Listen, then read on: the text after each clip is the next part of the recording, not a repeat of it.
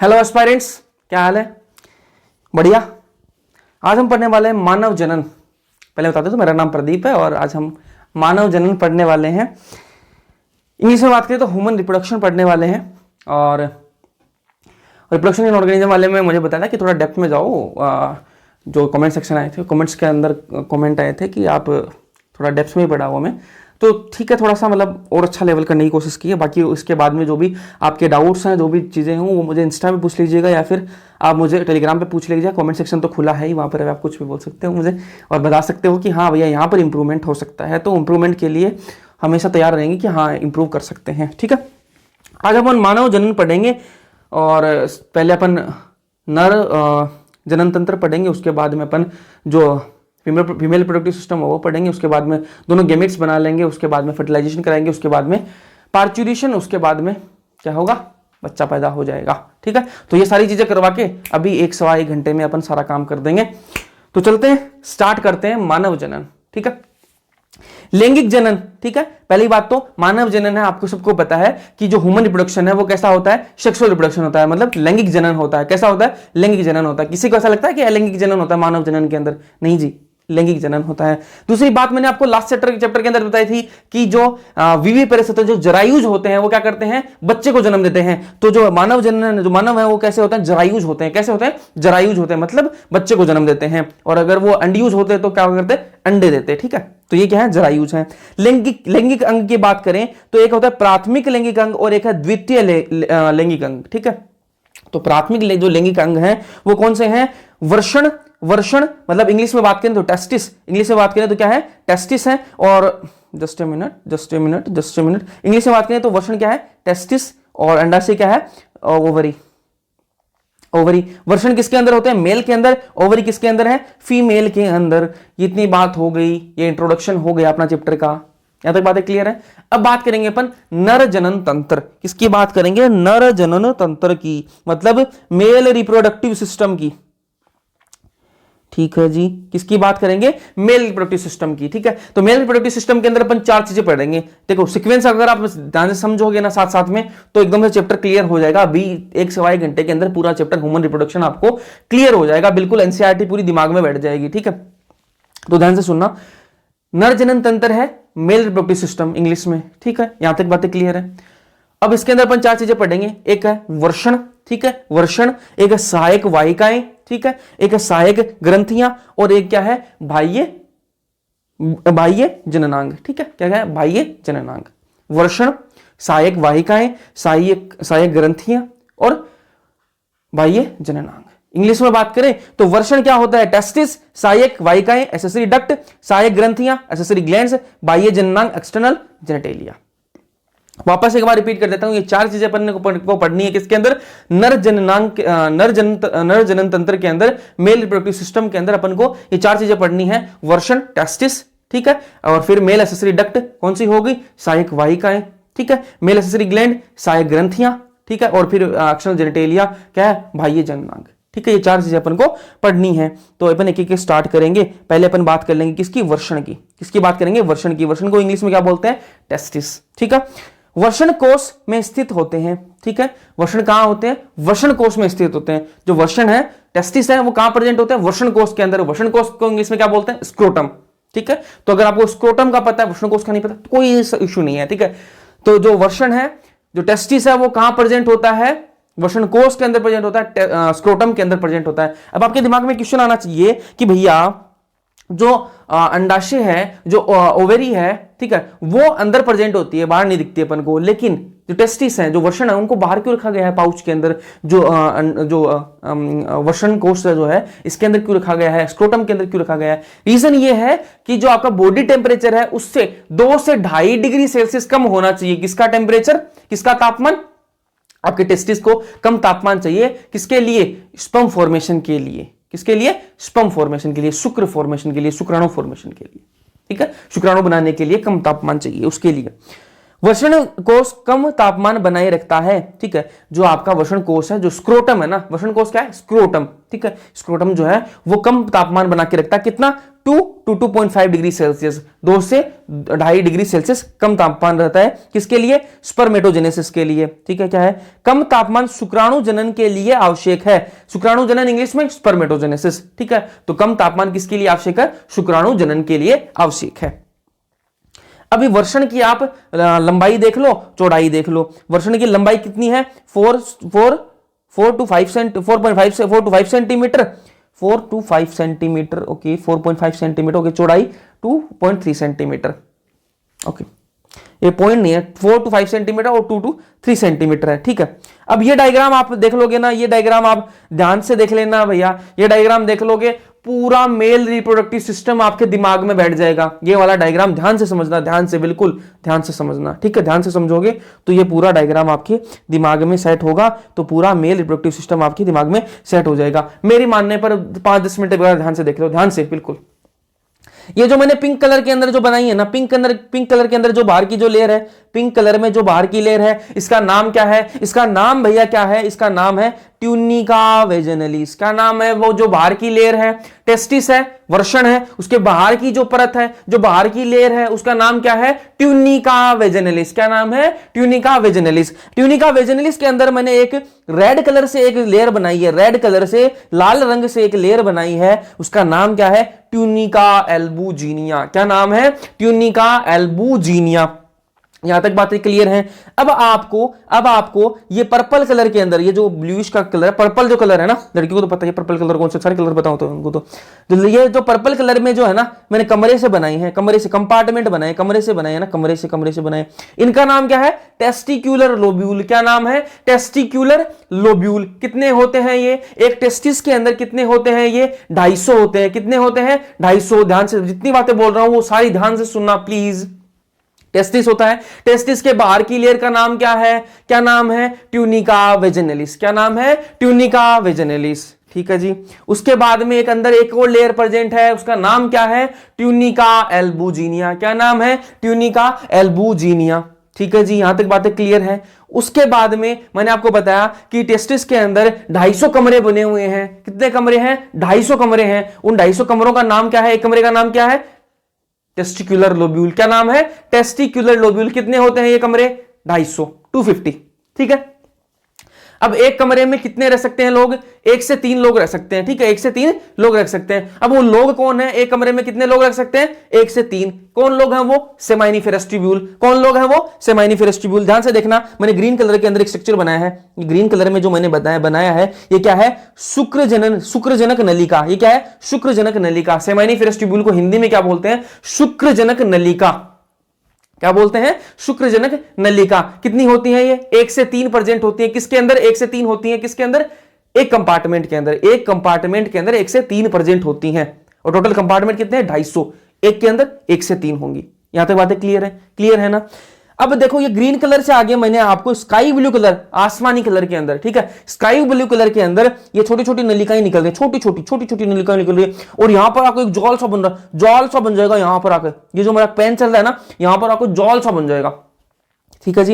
ये जो जाल है ना, इसको क्या बोलते हैं, वर्षण जालिका। क्या बोलते हैं, वर्षण जालिका। और इंग्लिश में बात करें तो क्या बोलेंगे, रेटिटेस्टिस बोलेंगे, ठीक है। इसका नाम क्या है, वर्षण जालिका, इंग्लिश में रेटिटेस्टिस, ठीक है जी। अब ये जो जाल है ना, छोटी छोटी पाइप है, छोटी छोटी पाइप से ना, देखो छोटी छोटी पाइप है, छोटी छोटी पाइप है। ये आकर ये येलो कलर में देखो, बड़ी सारी पाइप दिखेगी आपको। येलो कलर में क्या है, बड़ी सारी पाइप है, ठीक है। इस बड़ी सारी पाइप का नाम क्या है, क्या नाम है इसका, इसका नाम है शुक्रवाहिका। क्या नाम है, शुक्रवाहिका। इंग्लिश में बोलेंगे वासा इफरेंसिया। क्या नाम है, वासा इफरेंसिया, हिंदी में शुक्रवाहिका, ठीक है। इतनी देर, इतना समय वापस एक बार रिपीट कर दूं आपको। बाहर की तरफ एक लेयर टेस्टिस की, क्या नाम है, ट्यूनिका वेजिनलिस। उसके अंदर एक लेयर है, उसका नाम क्या है, ट्यूनिका एल्बुजिना। पूरा सेट करूंगा आपके दिमाग में, बार बार रिपीट कर रहा हूं। ये डायग्राम सेट हो गया ना, आगे आप देखना, बहुत आपको मजा आएगा। बाहर की लेयर ट्यूनिका वेजिनलिस, उसके अंदर ट्यूनिका एल्बुजिनिया। उसके अंदर 250 कमरे हैं। क्या नाम है, टेस्टिक्युलर लोब्यूल। एक टेस्टिक्युलर लोब्यूल, एक कमरे के अंदर 3 लोग रह सकते हैं, 1 से 3 लोग रह सकते हैं। 1 रह लो, 2 रह लो, 3 रह सकते हैं, ठीक है।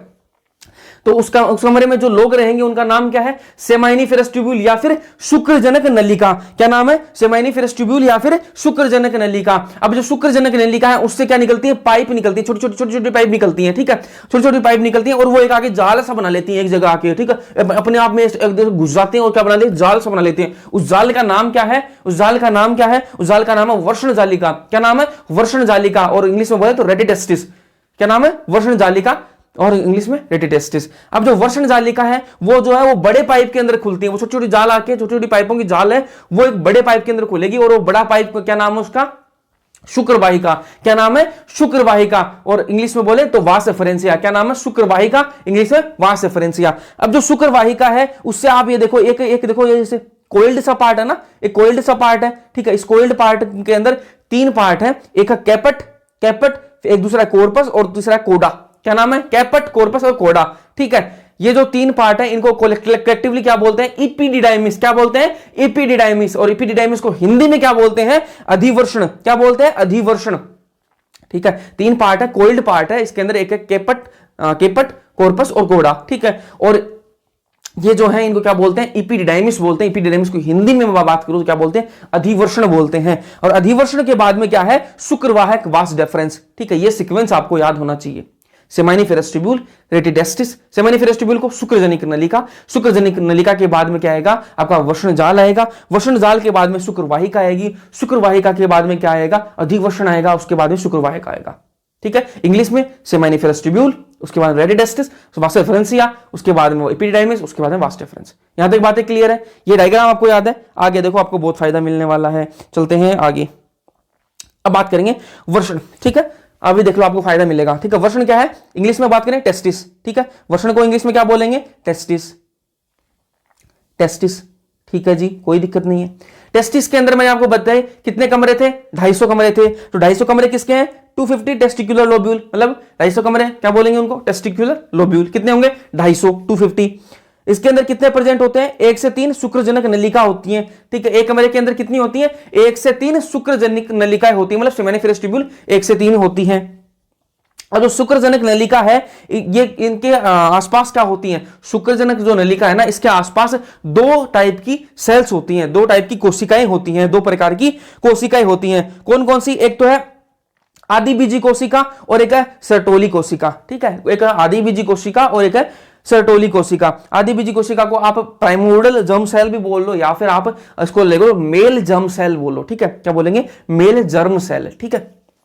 और सर्टोली कोशिका इंग्लिश में सर्टोली सेल्स, ठीक है। अब काम क्या है इनका? आदिबीजी कोशिका को आप मेल जर्म सेल मानो, ठीक है। मेल जर्म सेल जो है ना वो क्या करेगी? शुक्राणु बनाने में काम करेगी, शुक्राणु निर्माण करने में काम करेगी, हेल्प करेगी, ठीक है। शुक्राणु निर्माण कहां से होगा? मेल जर्म सेल से होगा। कहां से होगा? मेल जर्म सेल से शुक्राणु का निर्माण होगा। और शुक्राणु को इंग्लिश में क्या बोलते हैं? शुक्राणु निर्माण को क्या बोलेंगे? स्पर्म फॉर्मेशन, ठीक है। तो मेल जर्म सेल है वो स्पर्म फॉर्मेशन में काम आएगी। सर्टोली सेल्स है, जो सर्टोली कोशिका है वो शुक्राणुओं का पोषण करती है, ठीक है। जो शुक्राणु बने हैं उनका पोषण कौन करेगी? आपकी सर्टोली सेल। कौन करेगी? सर्टोली सेल, ठीक है। यहां तक बातें क्लियर होनी चाहिए। उसके बाद आगे चलते हैं।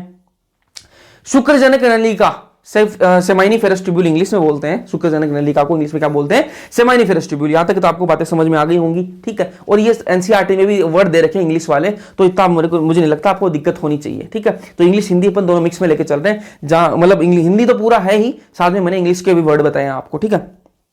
तो शुक्रजनक नलिका सेमाइनिफेरस ट्यूब्यूल बोलेंगे, ठीक है। क्या बोलेंगे इंग्लिश में? सेमाइनिफेरस ट्यूब्यूल के बाहरी क्षेत्र के अंतरालीय स्थान का कहते हैं, ठीक है।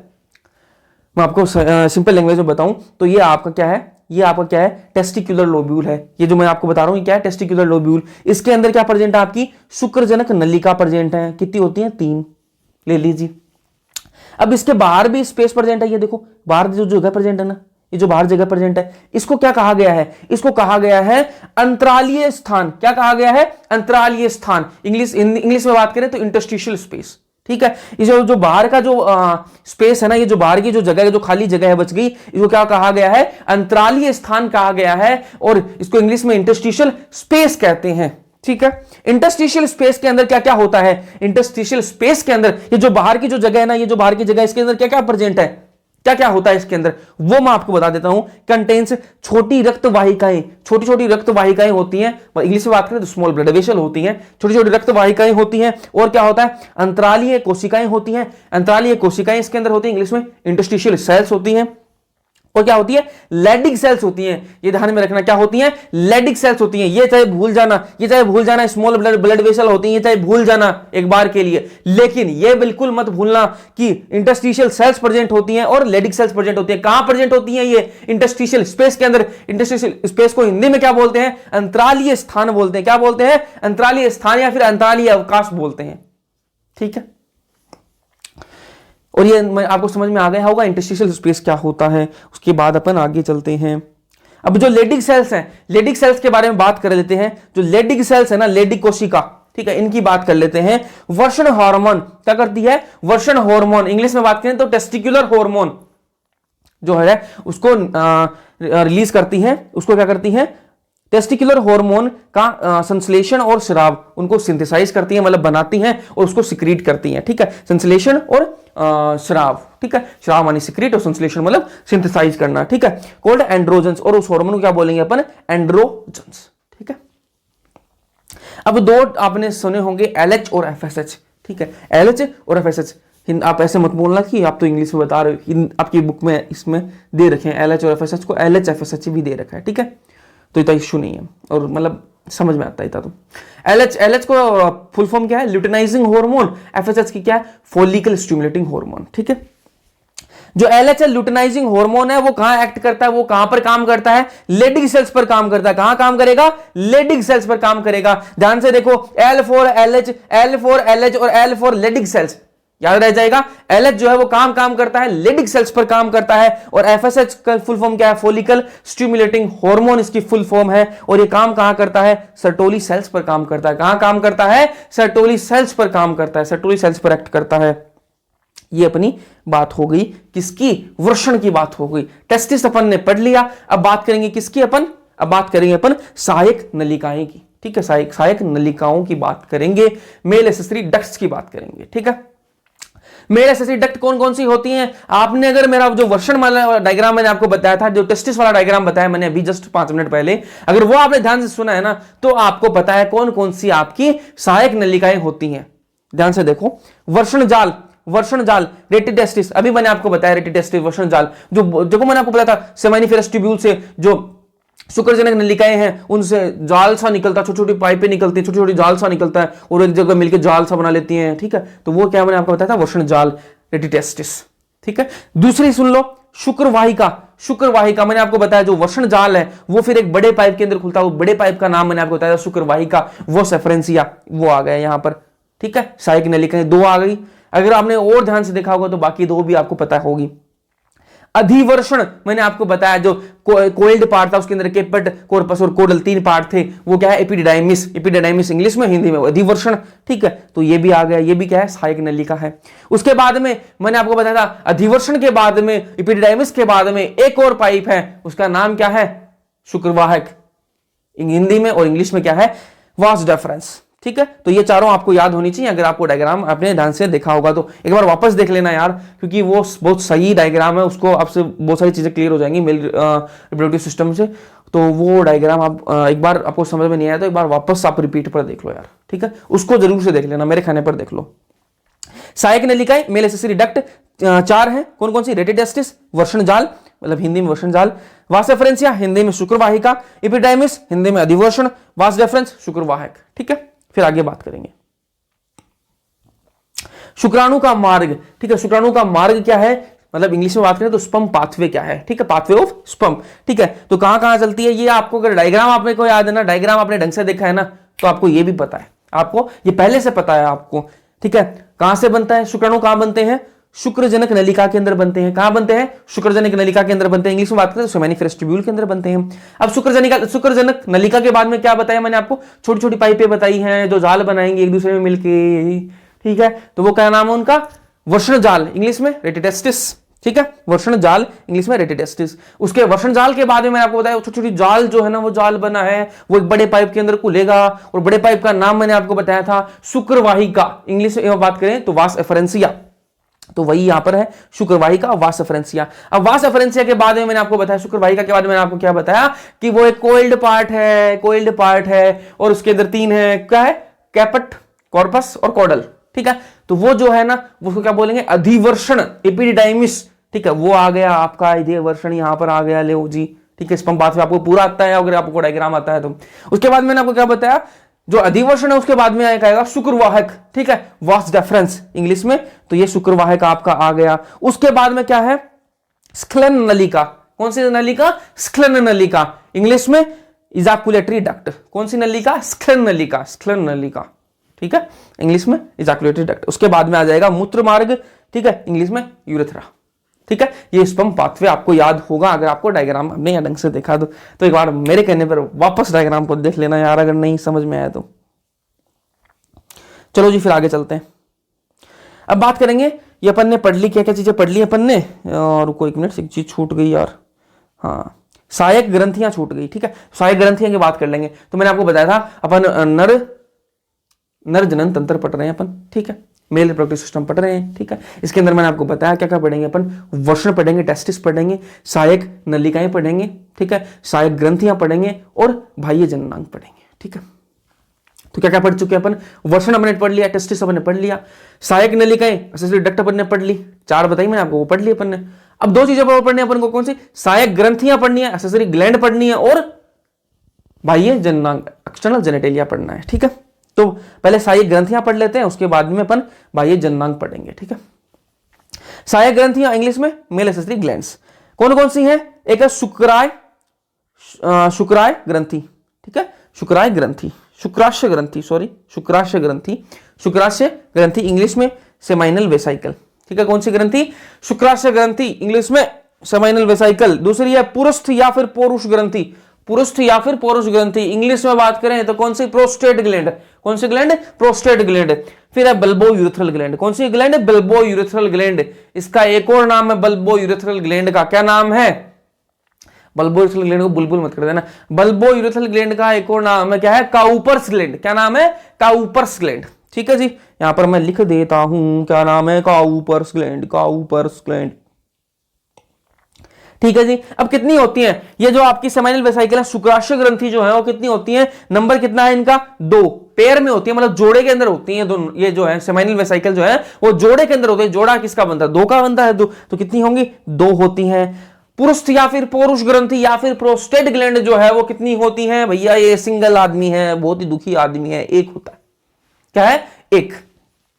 बल्बो यूरेथ्रल ग्लैंड या फिर काउपर्स ग्लैंड कितनी होती हैं, 2 होती हैं। अब इनके सिक्रीशन की बात कर लेंगे, ठीक है। ये क्या बनाएगा, सेमाइनल वेसाइकल जो है आपका, शुक्राशय जो ग्रंथि है वो क्या बनाएगी, क्या बनाएगी, शुक्र रस बनाएगी। क्या बनाएगी, शुक्र रस बनाएगी, मतलब शुक्र रस, सीमन, सीमन को क्या बोलते हैं, शुक्र रस बोलते हैं, ठीक है जी। शुक्र रस का श्रवण करती है, सिक्रीशन करती है, किसका, शुक्र रस का, ठीक है जी।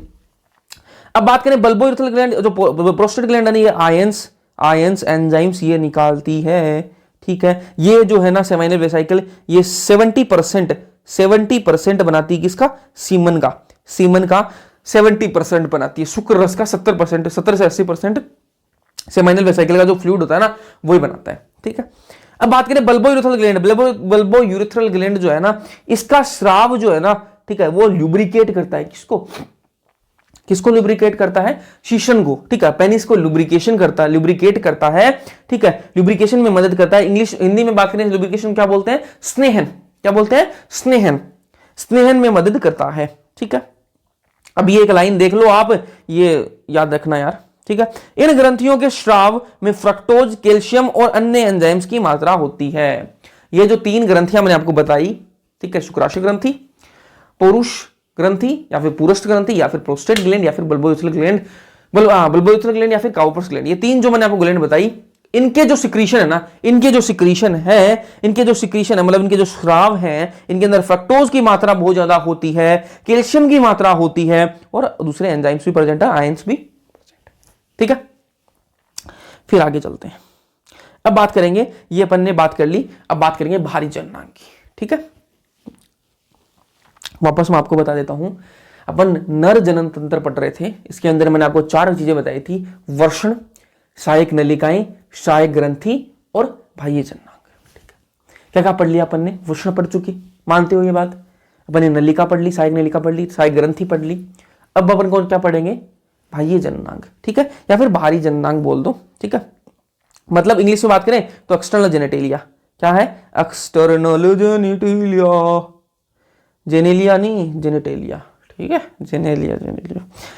बाहरी जननांग क्यों क्या होता है? मेल के अंदर बाहरी जननांग क्या होता है? ठीक है, मेल के अंदर, नर के अंदर बाहरी जननांग क्या होता है? शीशन। हिंदी में बात करें तो शीशन, इंग्लिश में बात करें तो पेनिस या फिर पीनस। ठीक है, तो शीशन होता है। ठीक है, इरेक्टाइल टिश्यू से बना होता है। किससे बना होता है? इरेक्टाइल टिश्यू से बना होता है। ठीक है, स्पेशल टाइप ऑफ टिश्यू है, इरेक्टाइल टिश्यू से ये बना हुआ होता है।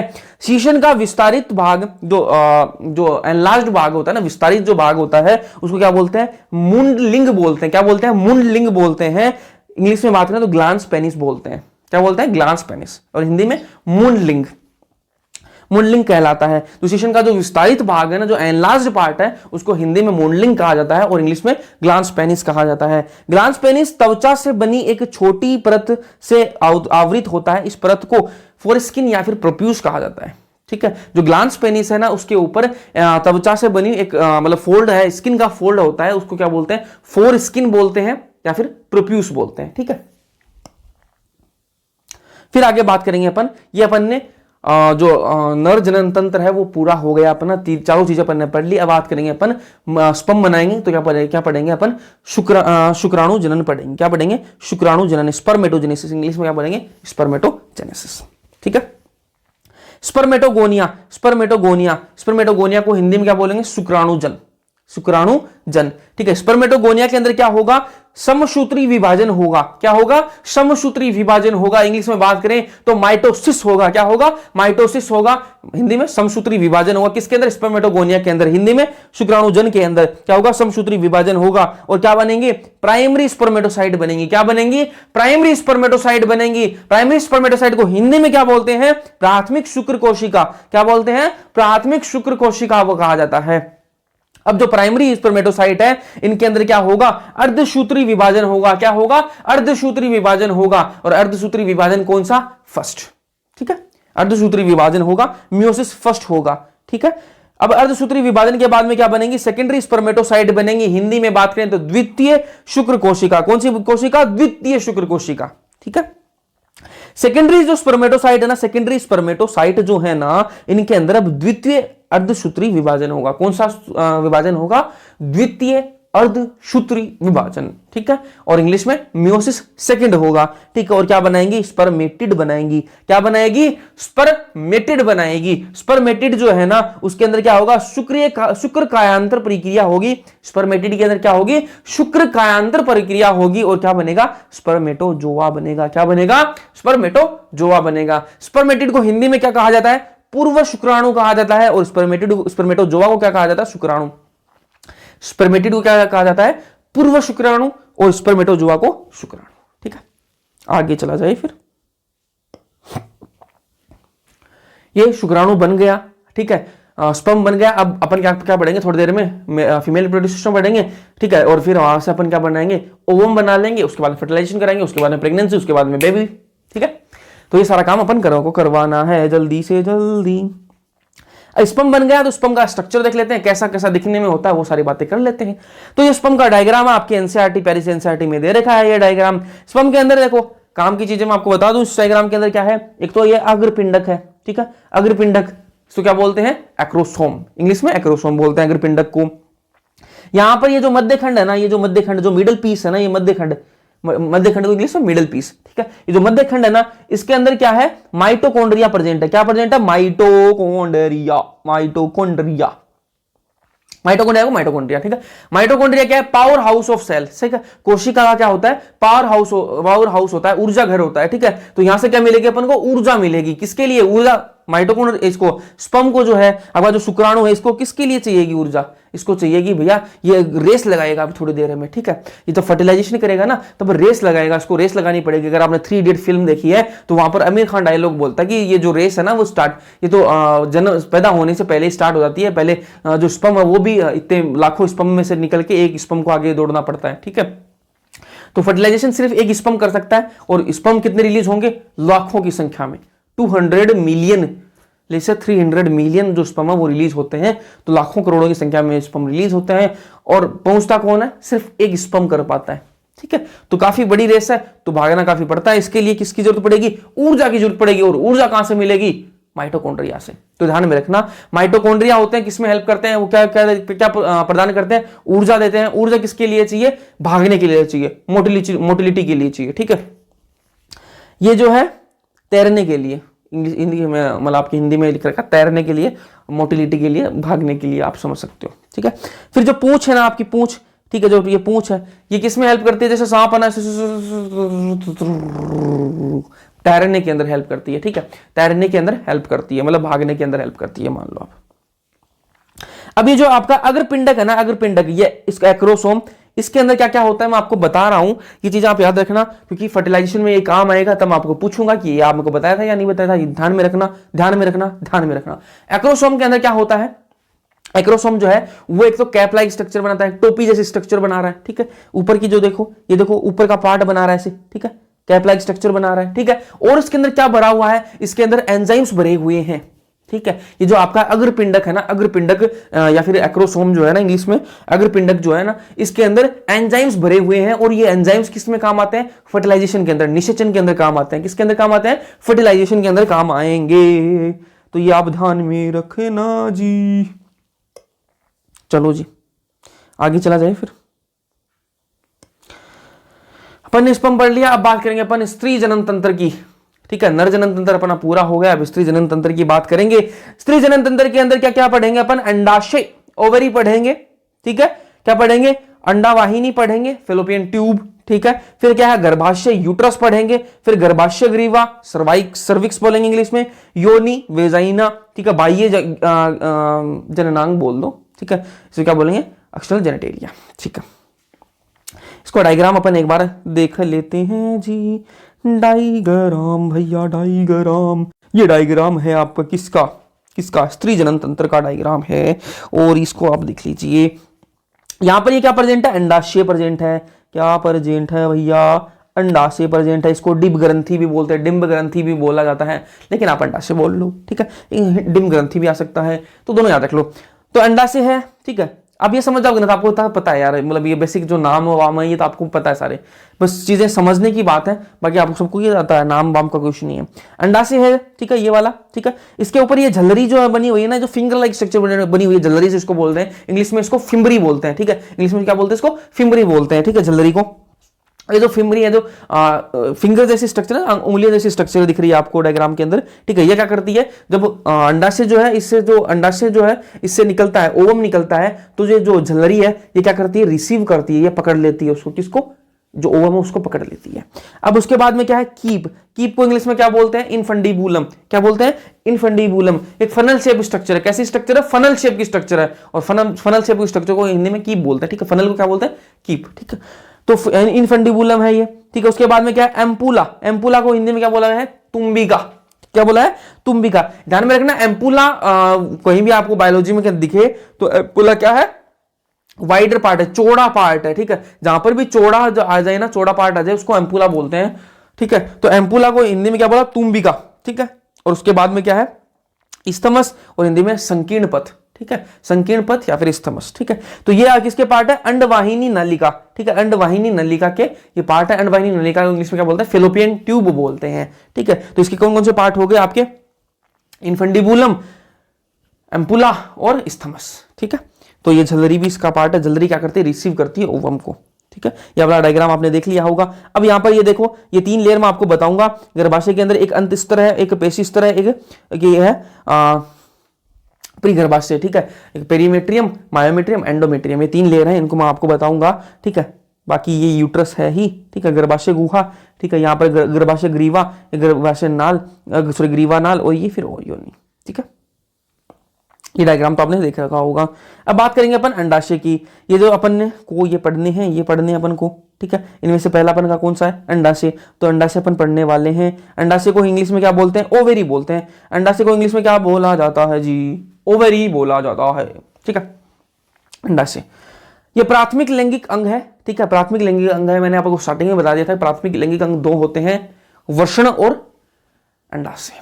वर्षण मेल में वर्षण और फीमेल के अंदर क्या होते हैं, अंडाशय। ठीक है, अंडाणु और अंडाशय हार्मोन बनाता है। ठीक है, अंडाशय और अंडाणु, अंडाणु को इंग्लिश में क्या बोलते हैं, ओवम, और अंडाशय हार्मोन बनाता है, अंडाशय ओवरियन हार्मोन बनाता है। ठीक है, तो कंफ्यूज मत हो यार, अंडाणु और अंडाशय हार्मोन कौन बनाता, आपका अंडाशय बनाता है, अंडाणु और अंडाशय हार्मोन। ठीक है, अंडाणु को इंग्लिश में ओवम। लंबाई की बात करें तो 204 सेंटीमीटर इसकी लंबाई होती है। श्रोणी की दीवार की बात करें, ठीक है, सॉरी श्रोणी की दीवार नहीं है, लंबाई की बात कर लिए अपने 204 सेंटीमीटर। श्रोणी की दीवार पेल्विक वॉल और गर्भाशय से लिगामेंट के द्वारा जुड़े होते हैं। अब जो आपका अंडाशय है, अंडाशय जो वो हवा में लटका हुआ है नहीं। ठीक है, अंडाशय जो होता है ना वो हवा में लटका हुआ है नहीं, कहीं से तो जुड़ा हुआ है ना, जुड़ा हुआ है, तो वो कहां से जुड़ा हुआ है वो बताया है, श्रोणी की दीवार। ठीक है, श्रोणी की दीवार कौन सी होगी, पेल्विक वॉल। ठीक है, श्रोणी की दीवार और कहां से गर्भाशय से। ठीक है, गर्भाशय मतलब यूट्रस और श्रोणी की दीवार पेल्विक वॉल, इनसे वो जुड़ा हुआ होता है कौन, अंडाशय। ठीक है, किसकी मदद से, लिगामेंट की मदद से। ठीक है, ये समझ में आ गया होगा, ये अंडाशय मान लो, ये जो एस्पेन है ये अंडाशय है। ठीक है, अब ये हवा में लटका हुआ नहीं है ना, नहीं है, इसको कनेक्ट करना पड़ेगा कैसे, तो मेरा हाथ में पकड़ रखा है, तो ये मान लो ये मेरा हाथ है, यहाँ से ये 2 अंगुलियां जा रही हैं, ये 2 लिगामेंट है, ये थंब मेरा अंगूठा और ये वाली जो फिंगर है मेरी, ये क्या है, लिगामेंट है, और ये जो वाला जो स्ट्रक्चर है ना, ये क्या है, ये श्रोणी की दीवार है। क्या है, श्रोणी की दीवार है। ठीक है, पेल्विक वॉल है। अब ये एक और मैंने पकड़ लिया। ठीक है, ये क्या है, मेरा यूट्रस है, ये क्या है, मेरा नहीं है, ये यूट्रस है। ठीक है, यूट्रस है, और ये क्या है, लिगामेंट है। ठीक है, अब आप समझ गए होंगे। अब ओवरी को समझने के लिए एनसीईआरटी में लाइन लिख रखी है, उसको मैंने रफ डायग्राम से समझाने की कोशिश की है, तो उसको समझना। ये जो स्काई ब्लू कलर के अंदर जो मैंने दीवार, ये जो लेयर बनाई है, इसको बोलेंगे थिन इपिथीलियम, हिंदी में बोले तो पतली उपकता। ठीक है, उपकला, सॉरी उपकला। ठीक है, हिंदी में थोड़ा हाथ तंग है मेरा। ठीक है, तो क्या है, पतली उपकला, सॉरी। थिन इपिथीलियम है, जो ऊपर वाली जो लेयर है इसको क्या लेंगे, थिन इपिथीलियम। ठीक है, क्या है, पतली उपकला। ठीक है, ये जो अंदर है ना, जो अंदर वाला जो सिस्टम है उसको क्या बोलते हैं, स्ट्रोमा बोलते हैं। क्या बोलते हैं, स्ट्रोमा बोलते हैं। लेकिन स्ट्रोमा के अंदर भी 2 पार्ट है। ठीक है, कि जो बाहर जो ग्रीन ग्रीन का दिख रहा है ना, देखो बाहर का जो, ये समझो आप कि क्या समझो, ये वाला जो ये ऐसे ऐसे, ठीक है, ऐसे बना लो चाहिए। ठीक है, ऐसा है, ठीक कुछ। ठीक है, ये जो है ना, ये बाहर की जो लेयर है, ये क्या है, ये क्या है आपकी थिन इपिथीलियम। थिन इपिथीलियम, इसको क्या बोला गया है, पतली उपकला। ठीक है, ये पतली उपकला। अब अंदर जो पार्ट है ना, जो अंदर खाली स्पेस है, इसको क्या बोल दिया, स्ट्रोमा। ठीक है, अब स्ट्रोमा के अंदर भी 2 पार्ट है। क्या है, जो बाहर की तरफ आपको ग्रीन ग्रीन दिख रहा है ना, ये ग्रीन ग्रीन जो दिख रहा है ना, ये क्या है, पेरीफेरल कोर्टेक्स। हिंदी में इसको बात करें तो क्या बोलते हैं, परिधीय वल्कुट। क्या बोलते हैं, परिधीय वल्कुट। ठीक है, और जो अंदर जो येलो जो दिख रहा है ना आपको, ये जो खाली जगह है, इसको क्या बोलेंगे, इनर मेडुला। इनर मेडुला, इसको हिंदी में बोलेंगे आंतरिक मध्यांश। आंतरिक मध्यांश, तो दोनों को मिलाकर दोनों क्या है, स्ट्रोमा ही है। लेकिन ये क्या है, बाहर की तरफ जो है वो पेरिफेरल कोर्टेक्स, अंदर की तरफ इनर मेडुला। ठीक है, हिंदी में आप देख लोगे। ठीक है जी, आगे चलते हैं। फिर बात करेंगे यूट्रस की। ठीक है, अंडाशय अपन ने पढ़ लिया, दूसरा पार्ट अपन क्या पढ़ेंगे, यूट्रस पढ़ेंगे। यूट्रस को हिंदी में क्या बोलते हैं, गर्भाशय। अंडाशय पढ़ लिया, गर्भाशय पढ़ेंगे। ठीक है, इंग्लिश में यूट्रस। शेप कैसा होता है, आकृति कैसी होती है भैया, इसकी कैसी होती है, नाशपति के आकार जैसा होता है। नाशपति के आकार जैसा होता है। नाशपति को इंग्लिश में क्या बोलता है, पियर। ठीक है, इन्वर्टेड पियर जैसा होता है ये। ठीक है, इंग्लिश में बात करें तो लिगामेंट के द्वारा, जैसे आपका अंडाशय जो है वो हवा में लटका हुआ नहीं था, वो लिगामेंट के द्वारा कनेक्टेड था ना, कनेक्टेड था पेल्विक वॉल्स और यूट्रस से। ठीक है, यूट्रस और गर्भाशय और जो श्रोणी की दीवार उससे कनेक्टेड था ना, वैसे ही आपका जो गर्भाशय है वो भी कनेक्टेड होता है। किससे, पेल्विक वॉल से, श्रोणी की दीवार से कनेक्टेड होता है वो। ठीक है, आपका जो गर्भाशय है वो मान लो ये मेरा गर्भाशय, ये गर्भाशय मेरा तो नहीं यार, मान लो ये गर्भाशय है। ठीक है, ये कनेक्टेड है श्रोणी की दीवार से। ठीक है, ये श्रोणी है, ये पेल्विक वॉल है, ऐसे कनेक्टेड है। किसकी हेल्प से, लिगामेंट की हेल्प से। ठीक है, फिर बात करें गर्भाशय की भित्ति, यूट्राइन वॉल। गर्भाशय की भित्ति, यूट्राइन वॉल ऊतकों की 3 परतों से बनी हुई होती है। ये मैंने आपको डायग्राम के अंदर भी दिखाया था कि 3 परतें हैं। कौन सी, एंडोमेट्रियम, मायोमेट्रियम और पेरीमेट्रियम। ठीक है, हिंदी वाले नाम भी आपको बताएंगे, और ये हिंदी वाला नाम मिट गया इसका, तो उसको देखना पड़ेगा वापस। ठीक है, तो जो यूट्राइन वॉल है, यूट्रस की जो दीवार है वो 3 लेयर से बनी हुई होती है। वो 3 लेयर कौन कौन सी हैं वो मैं आपको डायग्राम से ही दिखाना पड़ेगा मेरे को जी। जो अंदर वाली लेयर है उसको बोलेंगे अंतस्तर, फिर पेशिस्तर और फिर परिगर्भाशय, ठीक है। इंग्लिश में बात करें तो क्या बोलेंगे, पेरीमीट्रियम, एंडोमीट्रियम, क्या बोला जाएगा जी, एक मिनट वहां पे वापस निकाल लूं। बाहरी जो लेयर है उसको बोलेंगे पेरीमीट्रियम, ठीक है, परिगर्भाशय। मध्य जो है वो उसको गर्भाशय पेरिशिस्तर मायोमीट्रियम बोलेंगे, और जो आंतरिक है उसको बोलेंगे एंडोमीट्रियम, ठीक है। आंतरिक को क्या बोलेंगे, एंडोमीट्रियम बोलेंगे। अब मैं आपको दो चीजें बता रहा हूं, ये भी यहाँ पे ध्यान में रखना, पूछूंगा मैं आपसे आगे, ठीक है। और मतलब मैं तो कैसे पूछ पाऊंगा, तो आप मतलब आपको अगर पता चल रहा है ना तो मतलब आप ढंग से पढ़ रहे हो। तो एंडोमेट्रियम जो है ना, एंडोमेट्रियम ध्यान से सुनना, एंडोमेट्रियम जो है ना, एंडोमेट्रियम वो किस काम आती है, एक तो उसके अंदर ब्रेकडाउन होता है, जब मेंस्ट्रुअल साइकिल होती है, मेंस्ट्रुअल साइकिल जब चलती है तो ब्लीडिंग आती है। तो ब्लीडिंग किस वजह से होती है वो, क्योंकि जो एंडोमेट्रियम है ना, जो एंडोमेट्रियम है वो ब्रेक होती है, वो टूटती है, एंडोमेट्रियम ब्रेक होती है, उसकी वजह से क्या आती है, ब्लीडिंग होती है, ठीक है। यहां तक बातें क्लियर है। अब मायोमेट्रियम की बात और बता दूं मैं आपको, फंक्शन बता रहा हूं, ये मैं आगे पूछूंगा आपको। मायोमेट्रियम जो है ना उसके अंदर कॉन्ट्रैक्शन होता है, मायोमेट्रियम के अंदर क्या होता है, कॉन्ट्रैक्शन होता है। कैसे होता है कॉन्ट्रैक्शन, जब डिलीवर होगा, बेबी की जब डिलीवरी होगी तब क्या होता है, कॉन्ट्रैक्शन कहां होता है, मायोमेट्रियम के अंदर। तो ये दोनों लेयर के फंक्शन आप याद रखना। मायोमेट्रियम का क्या है, एक तो मैंने आपको बता दिया कि ब्लीडिंग होती है, ठीक है। दूसरा मैं आपको बता रहा हूं कि इंप्लांटेशन होगा, ठीक है। फर्टिलाइजेशन के बाद में जो जाइगोट है उसका इंप्लांटेशन होगा। थोड़ी सी टर्म्स आपसे ऊपर से हो सकती हैं, ऊपर से जा सकती हैं आपके, तो वो आगे मैं आपको बताऊंगा। तो जो जाइगोट बनता है, ठीक है, जो युग्मनज बनता है उसका क्या होता है, इंप्लांटेशन होता है, दीवार के अंदर इंप्लांटेशन होता है, वो भी एंडोमेट्रियम के अंदर ही होता है। और ब्लीडिंग जो होती है वो भी एंडोमेट्रियम से होती है। मायोमेट्रियम कब होता है, जब कॉन्ट्रैक्शन होगा, ठीक है, खिंचाव होगा। कब होगा खिंचाव, जब बेबी की डिलीवरी होगी, ठीक है। अब चलो जी फीमेल एक्सटर्नल जेनिटेलिया की बात करेंगे, फीमेल एक्सटर्नल जेनिटेलिया की बात करेंगे, ठीक है। इसके अंदर क्या है, मोन्स प्यूबिस, ठीक है।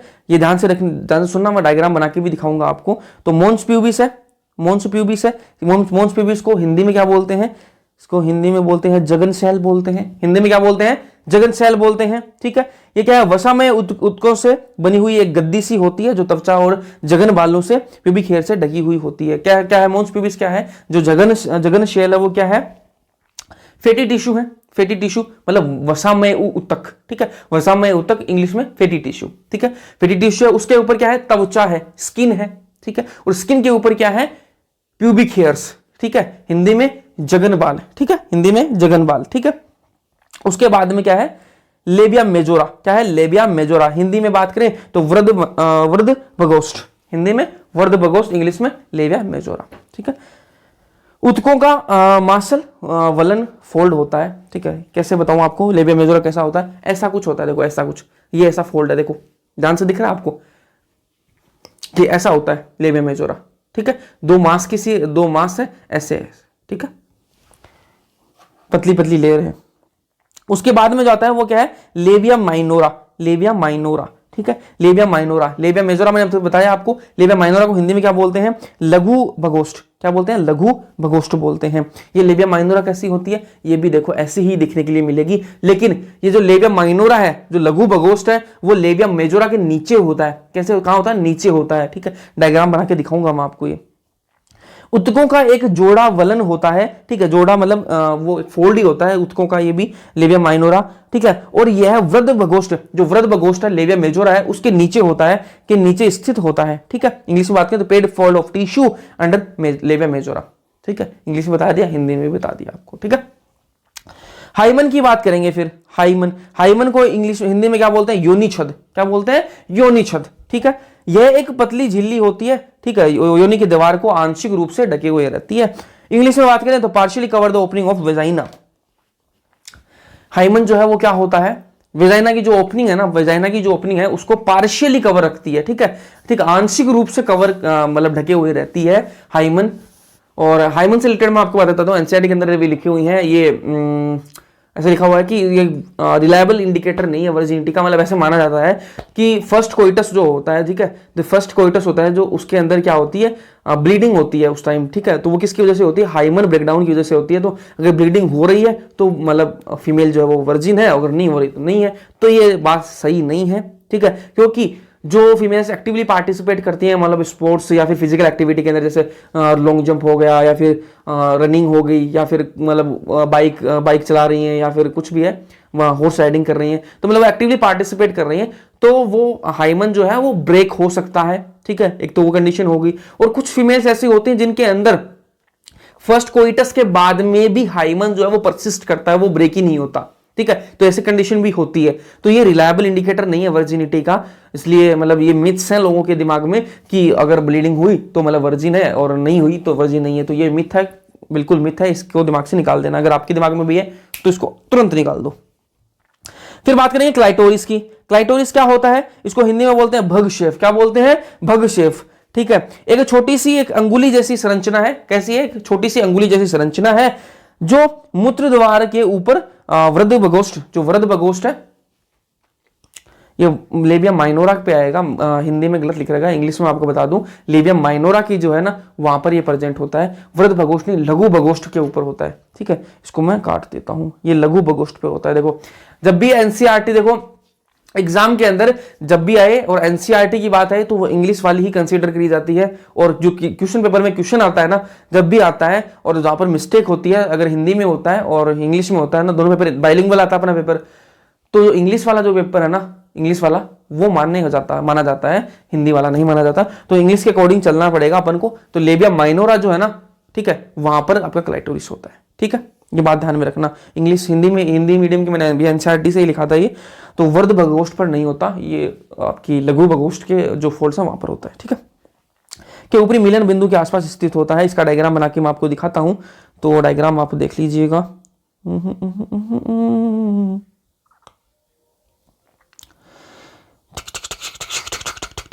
ओके,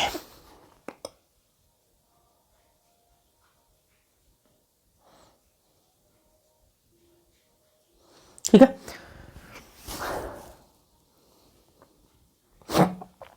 ये वाला पार्ट है ना, ये वाला पार्ट, ये क्या है, मोन्स प्यूबिस है, मोन्स प्यूबिस है। यहाँ पर क्या है, वसामय ऊतक प्रेजेंट है, वसामय ऊतक है, मतलब फैटी टिश्यू है, और उस पर क्या है, स्किन है, और स्किन मतलब गद्दीदार जगह है ये, ठीक है, गद्दी सी है फैटी टिश्यू की, और उस पर क्या है, प्यूबिक हेयर्स है, ठीक है, जगन बाल है, ठीक है।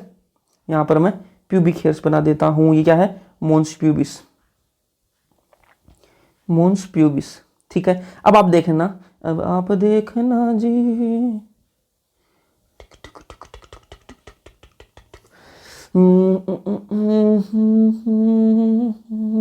ये क्या है, ये क्या है, लेबिया मेजोरा, लेबिया मेजोरा।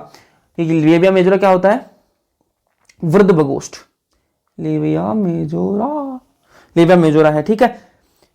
उसके बाद में लेबिया मेजोरा के नीचे क्या होता है, लेबिया माइनोरा, क्या होता है, लेबिया माइनोरा, लेबिया माइनोरा, ये लेबिया मेजोरा के नीचे है, ये पिंक वाला जो मैंने बताया है, ये लेबिया मेजोरा के नीचे है, लेबिया माइनोरा, हिंदी में लघु बगोष्ठ। फिर बात करें रेड कलर में, मैं आपको दिखाऊंगा यहां पर, ये रेड कलर में जो मैंने बताया है, ये क्या है, क्लाइटोरिस, क्लाइटोरिस, ठीक है। तो ये क्लाइटोरिस कहां प्रेजेंट है, लेबिया माइनोरा जो है लघु बगोष्ठ है, इसके जंक्शन पर प्रेजेंट है, ठीक है, ध्यान में रखना ये चीज। उसके बाद में मैं बना देता हूं क्या, हाइमन भी बना देते हैं। तो ये आपकी ओपनिंग है वेजाइना की, यहां पर आपका हाइमन जो है वो पार्शियली कवर करके रखता है, अंदर की तरफ होता है ये मेम्ब्रेन, ठीक है, तो दिखाने के लिए बता रहा हूं, हाइमन, ठीक है। तो ये मेल एक्सटर्नल जेनिटेलिया हो गया। चलते हैं फिर आगे, फिर बात करेंगे मेमोरी ग्लैंड की। हिंदी में बात करें तो स्तन ग्रंथि की बात करेंगे, ठीक है, स्तन ग्रंथि की बात करेंगे। तो अपन ने नर जनन तंत्र पढ़ लिया और आपने स्त्री जनन तंत्र भी पढ़ लिया। अब बात करेंगे अपन मेमोरी ग्लैंड की, स्तन ग्रंथि की बात कर लेंगे, ठीक है, और उसके बाद में अपन क्या कराएंगे, फर्टिलाइजेशन भी करवाना है, बच्चा भी करवाना है, तो अभी करेंगे। चलो स्तन ग्रंथि की बात करें, male just minute, pen change करना पड़ेगा, समझ नहीं आएगा। स्तन ग्रंथि मेमोरी ग्लैंड, इंग्लिश में मेमोरी ग्लैंड, ठीक है। इसके अंदर क्या क्या होता है, एक तो ग्रंथि ऊतक होता है, दो चीजें होती हैं, ठीक है, जो स्तन ग्रंथि होती है उसके अंदर दो चीजें होती है, एक तो क्या होता है, क्या क्या होते हैं, ग्रंथि ऊतक होता है, ठीक है, ठीक है, ग्रंथिल ऊतक होता है और विभिन्न मात्रा से वसा होती है, विभिन्न मात्रा में वसा होती है। ठीक है, अब जो ग्रंथिल ऊतक होता है ना, वो क्या काम करता है, मिल्क फॉर्मेशन का काम करता है। क्या काम करता है, मिल्क फॉर्मेशन का काम करता है। ग्रंथिल ऊतक जो है, इसको इंग्लिश में क्या बोलते हैं, ग्लैंड्यूलर टिश्यू बोलते हैं। क्या कहा जाता है, ग्लैंड्यूलर टिश्यू कहा जाता है, कहा जाता है ग्लैंड्यूलर टिश्यू कहा जाता है। और क्या प्रेजेंट है इसमें, फैटी टिश्यू, जो variable amount of fat present है, जो कि सपोर्ट का काम करता है। ठीक है, अब ये वाली जो है ना टेबल, ये वाला जो फ्लो चार्ट है, इसको आप ध्यान से देखना। इसकी मैं आपको ट्रिक भी बताऊंगा, ट्रिक भी बताई जाएगी इसकी, और इसको आप मेरे ख्याल से इंग्लिश में याद करोगे तो मेरी ट्रिक भी एप्लीकेबल होगी, तो आपको याद हो जाएगा।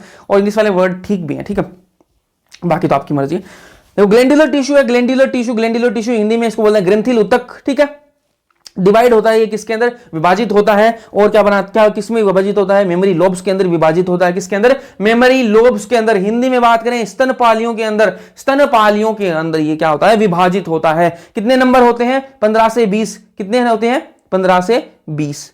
कौन, स्तनपालियां, मेमोरी लोब्स। ठीक है, मेमोरी लोब्स जो है वो उसके अंदर क्या होती हैं, उनके अंदर को क्या क्या कंटेन करती हैं, एल्वियोलाई। एल्वियोलाई को हिंदी में क्या बोलते हैं, कूपिका। क्या बोलते हैं, कूपिका। क्या बोलते हैं, कूपिका। अब जो एल्वियोलाई है वो कहां ओपन होती हैं, वो कहां खुलती हैं, मेमोरी डक्ट के अंदर। कहां खुलती हैं, जो कूपिका है वो कहां खुलती है, स्तन वाहिनी के अंदर खुलती है। मेमोरी डक्ट को हिंदी में क्या बोलते हैं, स्तन वाहिनी बोलते हैं। अब जो स्तन वाहिनी है वो किसको ज्वाइन करती है, वो कहां कनेक्ट होती है, वो कनेक्ट होती है एम्पुला के अंदर। मैंने आपको बताया था बायोलॉजी के अंदर जहां भी एम्पुला नाम आ जाए, मतलब वो पार्ट कहां है, क्या है, चौड़ा है, वो पार्ट क्या है, चौड़ा है, तो एम्पुला है। एम्पुला को हिंदी में क्या बोलते हैं, तुम्बिका। क्या बोलते हैं, तुम्बिका। ठीक है, तो तुम्बिका जो है वो कनेक्ट होती है किससे, लैक्टिफेरस डक्ट से। लैक्टिफेरस डक्ट को हिंदी में क्या कहा जाता है, दुग्ध वाहिनी। क्या कहा जाता है, दुग्ध वाहिनी। यह आपको मेरे ख्याल से याद हो गया होगा। अब इसको याद करने के लिए मैं आपको एक ट्रिक भी बता देता हूं।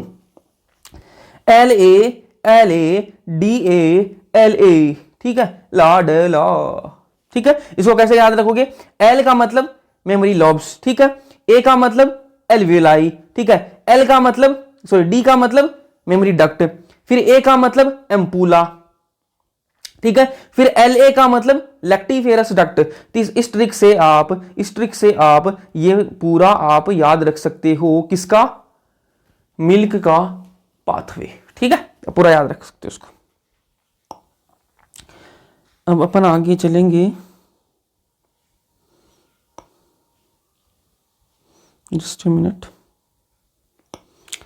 ठीक है, फीमेल रिप्रोडक्टिव पार्ट, ठीक है, मतलब जनन तंत्र, जो स्त्री जनन तंत्र है और स्तन ग्रंथियां हैं, दोनों मिलके साथ में। ठीक है, एनसीईआरटी की लाइन है, उसको मैं थोड़ा सा तोड़ के बता रहा हूं आपको।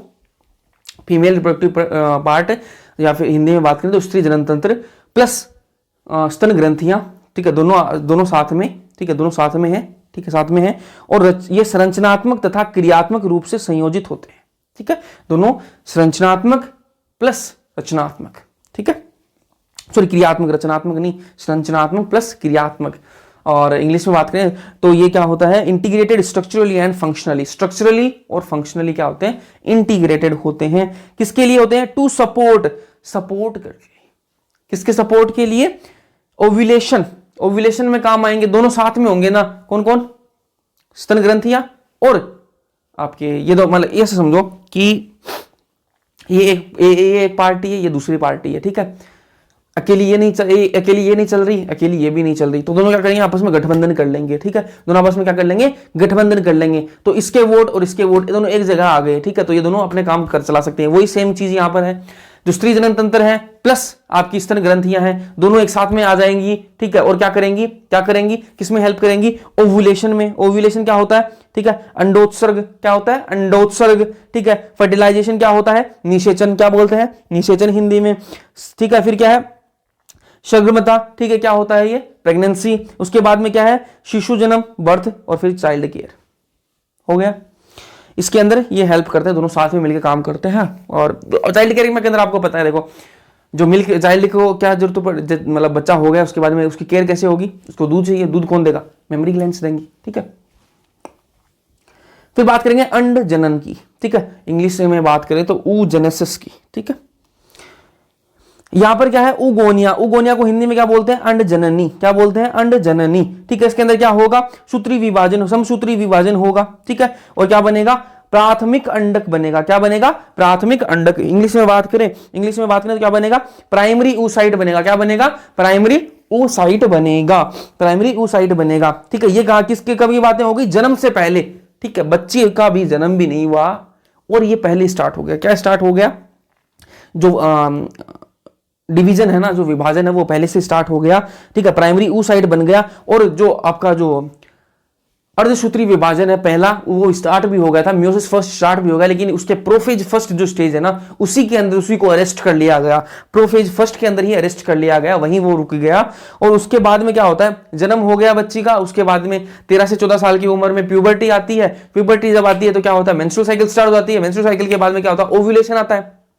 ठीक है, मेंस्ट्रुएशन जो ब्लीडिंग होती है उसके बाद में ओव्यूलेटरी फेज आता है। ठीक है, तो ओव्यूलेशन जब होता है उसके जस्ट पहले, ओव्यूलेशन के जस्ट पहले ये जो मियोसिस फर्स्ट है ना, जो अर्धसूत्री जो विभाजन है वो कंप्लीट होता है। ठीक है, यहां पर ये चीज लिख भी रखी है। पहला अंडक अर्धसूत्री विभाजन जो है वो अंडोत्सर्ग के पूर्व समाप्त होता है। अंडोत्सर्ग मतलब ओव्यूलेशन, ओव्यूलेशन के जस्ट पहले खत्म होता है। ठीक है, और फर्स्ट पोलर बॉडी बनती है और फिर ये किसमें कन्वर्ट हो जाता है? द्वितीय अंडक में कन्वर्ट हो जाता है। किसके अंदर कन्वर्ट हो जाता है?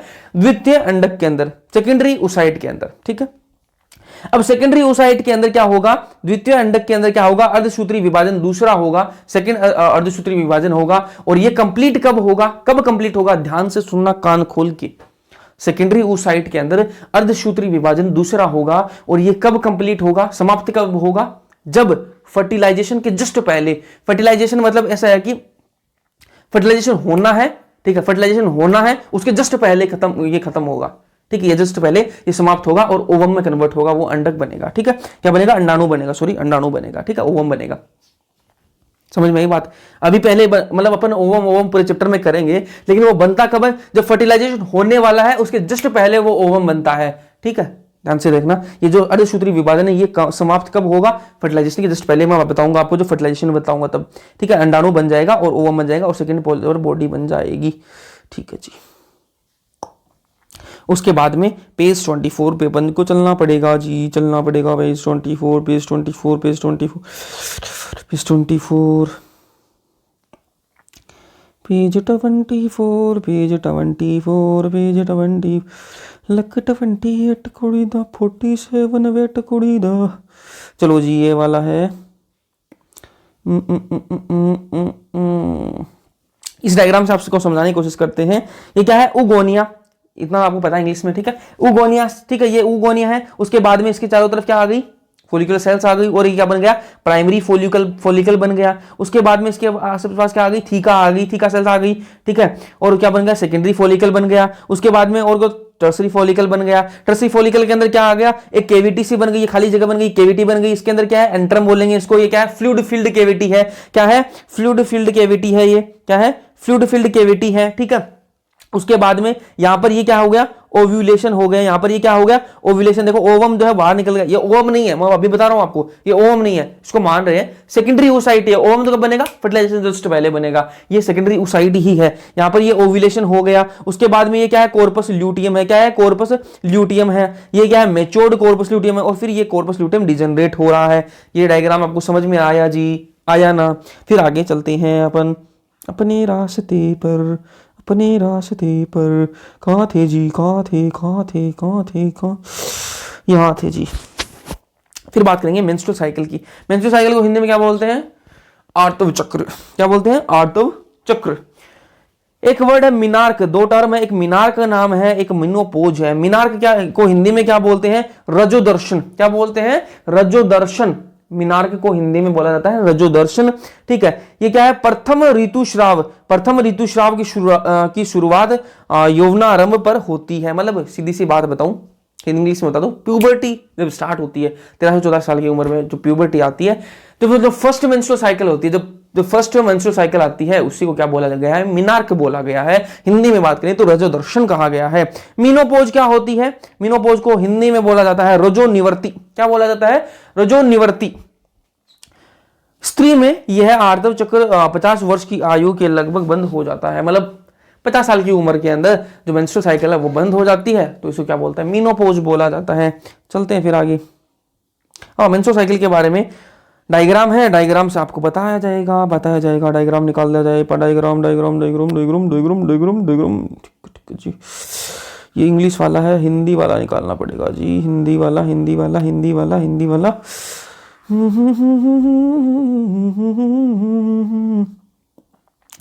हिंदी हिंदी, ये वाला डायग्राम है आपका, एनसीईआरटी के अंदर दे रखा है जी, ये लो जी। ठीक है, यहां पर ये देखो, आप ध्यान से देखना, यहां पर ये देखो वर्धन पुटक, ये आपको पता है, सारे वर्ड पता है। ठीक है, यहाँ पर ये देखो फोलिकल सेल्स हैं। ठीक है, फोलिकल सेल्स हैं, यहाँ पर ये ग्रो कर रही हैं फोलिकल सेल्स। यहाँ पर ये टर्सरी फोलिकल आ गया, यहाँ पर अंडोत्सर्ग मतलब ओव्यूलेशन हो रहा है, यहाँ पर ओव्यूलेशन हो रहा है, अंडोत्सर्ग में ओव्यूलेशन हो रहा है। अब मैं आपको बता दूं, ये जो फोलिकुलर जो सेल्स है ना, फोलिकुलर जो सेल्स है ना, वो क्या करती है, वो एस्ट्रोजन बढ़ाती हैं। कौन सा हार्मोन बढ़ाएंगी? एस्ट्रोजन की लेवल बढ़ा देंगी। एस्ट्रोजन देखो यहाँ पर फोलिकुलर जो सेल्स जैसे जैसे बढ़ रही है ना, वैसे वैसे एस्ट्रोजन भी बढ़ रहा है, एस्ट्रोजन की लेवल जो है वो बढ़ रहा है ना, बिल्कुल बढ़ रहा है। जो एस्ट्रोजन का लेवल बढ़ेगा वो किस पर एक्ट करेगा? आपकी जो पीयूष ग्रंथि है ना, पीयूष ग्रंथि पर वो करेगा, काम करेगा। और जो पीयूष ग्रंथि से क्या निकालेगा? पीयूष ग्रंथि से निकालेगा वो एलएच निकालेगा, पीयूष ग्रंथि से क्या निकालेगा? एलएच और एफएसएच निकालेगा। तो यहां पर देखो आप, एस्ट्रोजन की मात्रा जैसे जैसे बढ़ रही है ना, एस्ट्रोजन का लेवल जैसे जैसे बढ़ रहा है, वैसे ही वहां पर आपको एलएच और एफएसएच का लेवल भी आपको बढ़ता हुआ दिखाई देगा। ठीक है, समझ में आई बात है? जो एस्ट्रोजन है, देखो फोलिकुलर सेल्स है वो एस्ट्रोजन रिलीज करेंगी। फोलिकुलर सेल्स बढ़ती जा रही है यहां पर, तो एस्ट्रोजन बढ़ेगा। अब एस्ट्रोजन बढ़ेगा, एस्ट्रोजन कहां काम करेगा? एस्ट्रोजन काम करेगा कहां पर? वो काम करेगा पीयूष ग्रंथि पर। पीयूष ग्रंथि से क्या निकलवाएगा? एलएच और एफएसएच निकलवाएगा। तो जहां पर एस्ट्रोजन बढ़ेगा वहां पर एलएच और एफएसएच भी बढ़ेंगे। ठीक है, तो जहां पर यहां पर देखो आप 14th डे पर क्या हो रहा है? आपका एलएच जो है वो बढ़ रहा है, एलएच बढ़ रहा है। और क्या हो गया? आपका अंडोत्सर्ग हो गया। किसकी वजह से? एलएच की बढ़ने से क्या हो गया? अंडोत्सर्ग मतलब ओव्यूलेशन। अब क्या होता है? अंडोत्सर्ग हो गया। अब यहां पर ये क्या है? वर्धनशील पित्त पिंड, इसको इंग्लिश में कॉर्पस ल्यूटियम कहा जाता है। ये जो वर्धनशील पित्त पिंड है, इसको कॉर्पस ल्यूटियम मान लो। कॉर्पस ल्यूटियम मान लो क्या होता ही है। तो कॉर्पस ल्यूटियम है, ये क्या करता है?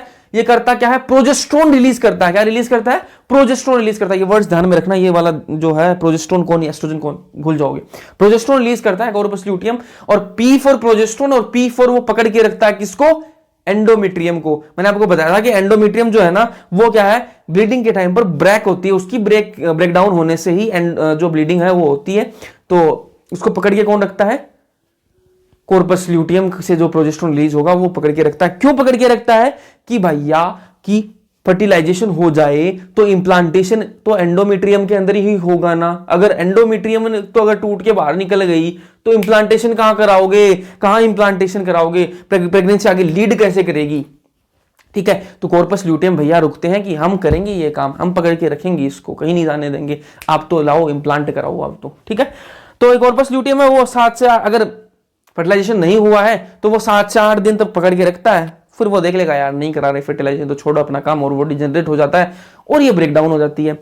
लेकिन अगर मान लो कि वो फर्टिलाइजेशन हो गया और वो फर्टिलाइजेशन हो गया, इंप्लांट हो गया, तो उसके बाद में उसको पकड़ के तो रखना पड़ेगा एंडोमेट्रियम को। प्रोजेस्टेरोन रहेगा तभी तो वो पकड़ के रख पाएगा। पी फॉर प्रोजेस्टेरोन, P4 पकड़ के रखेगा किसको? एंडोमेट्रियम को।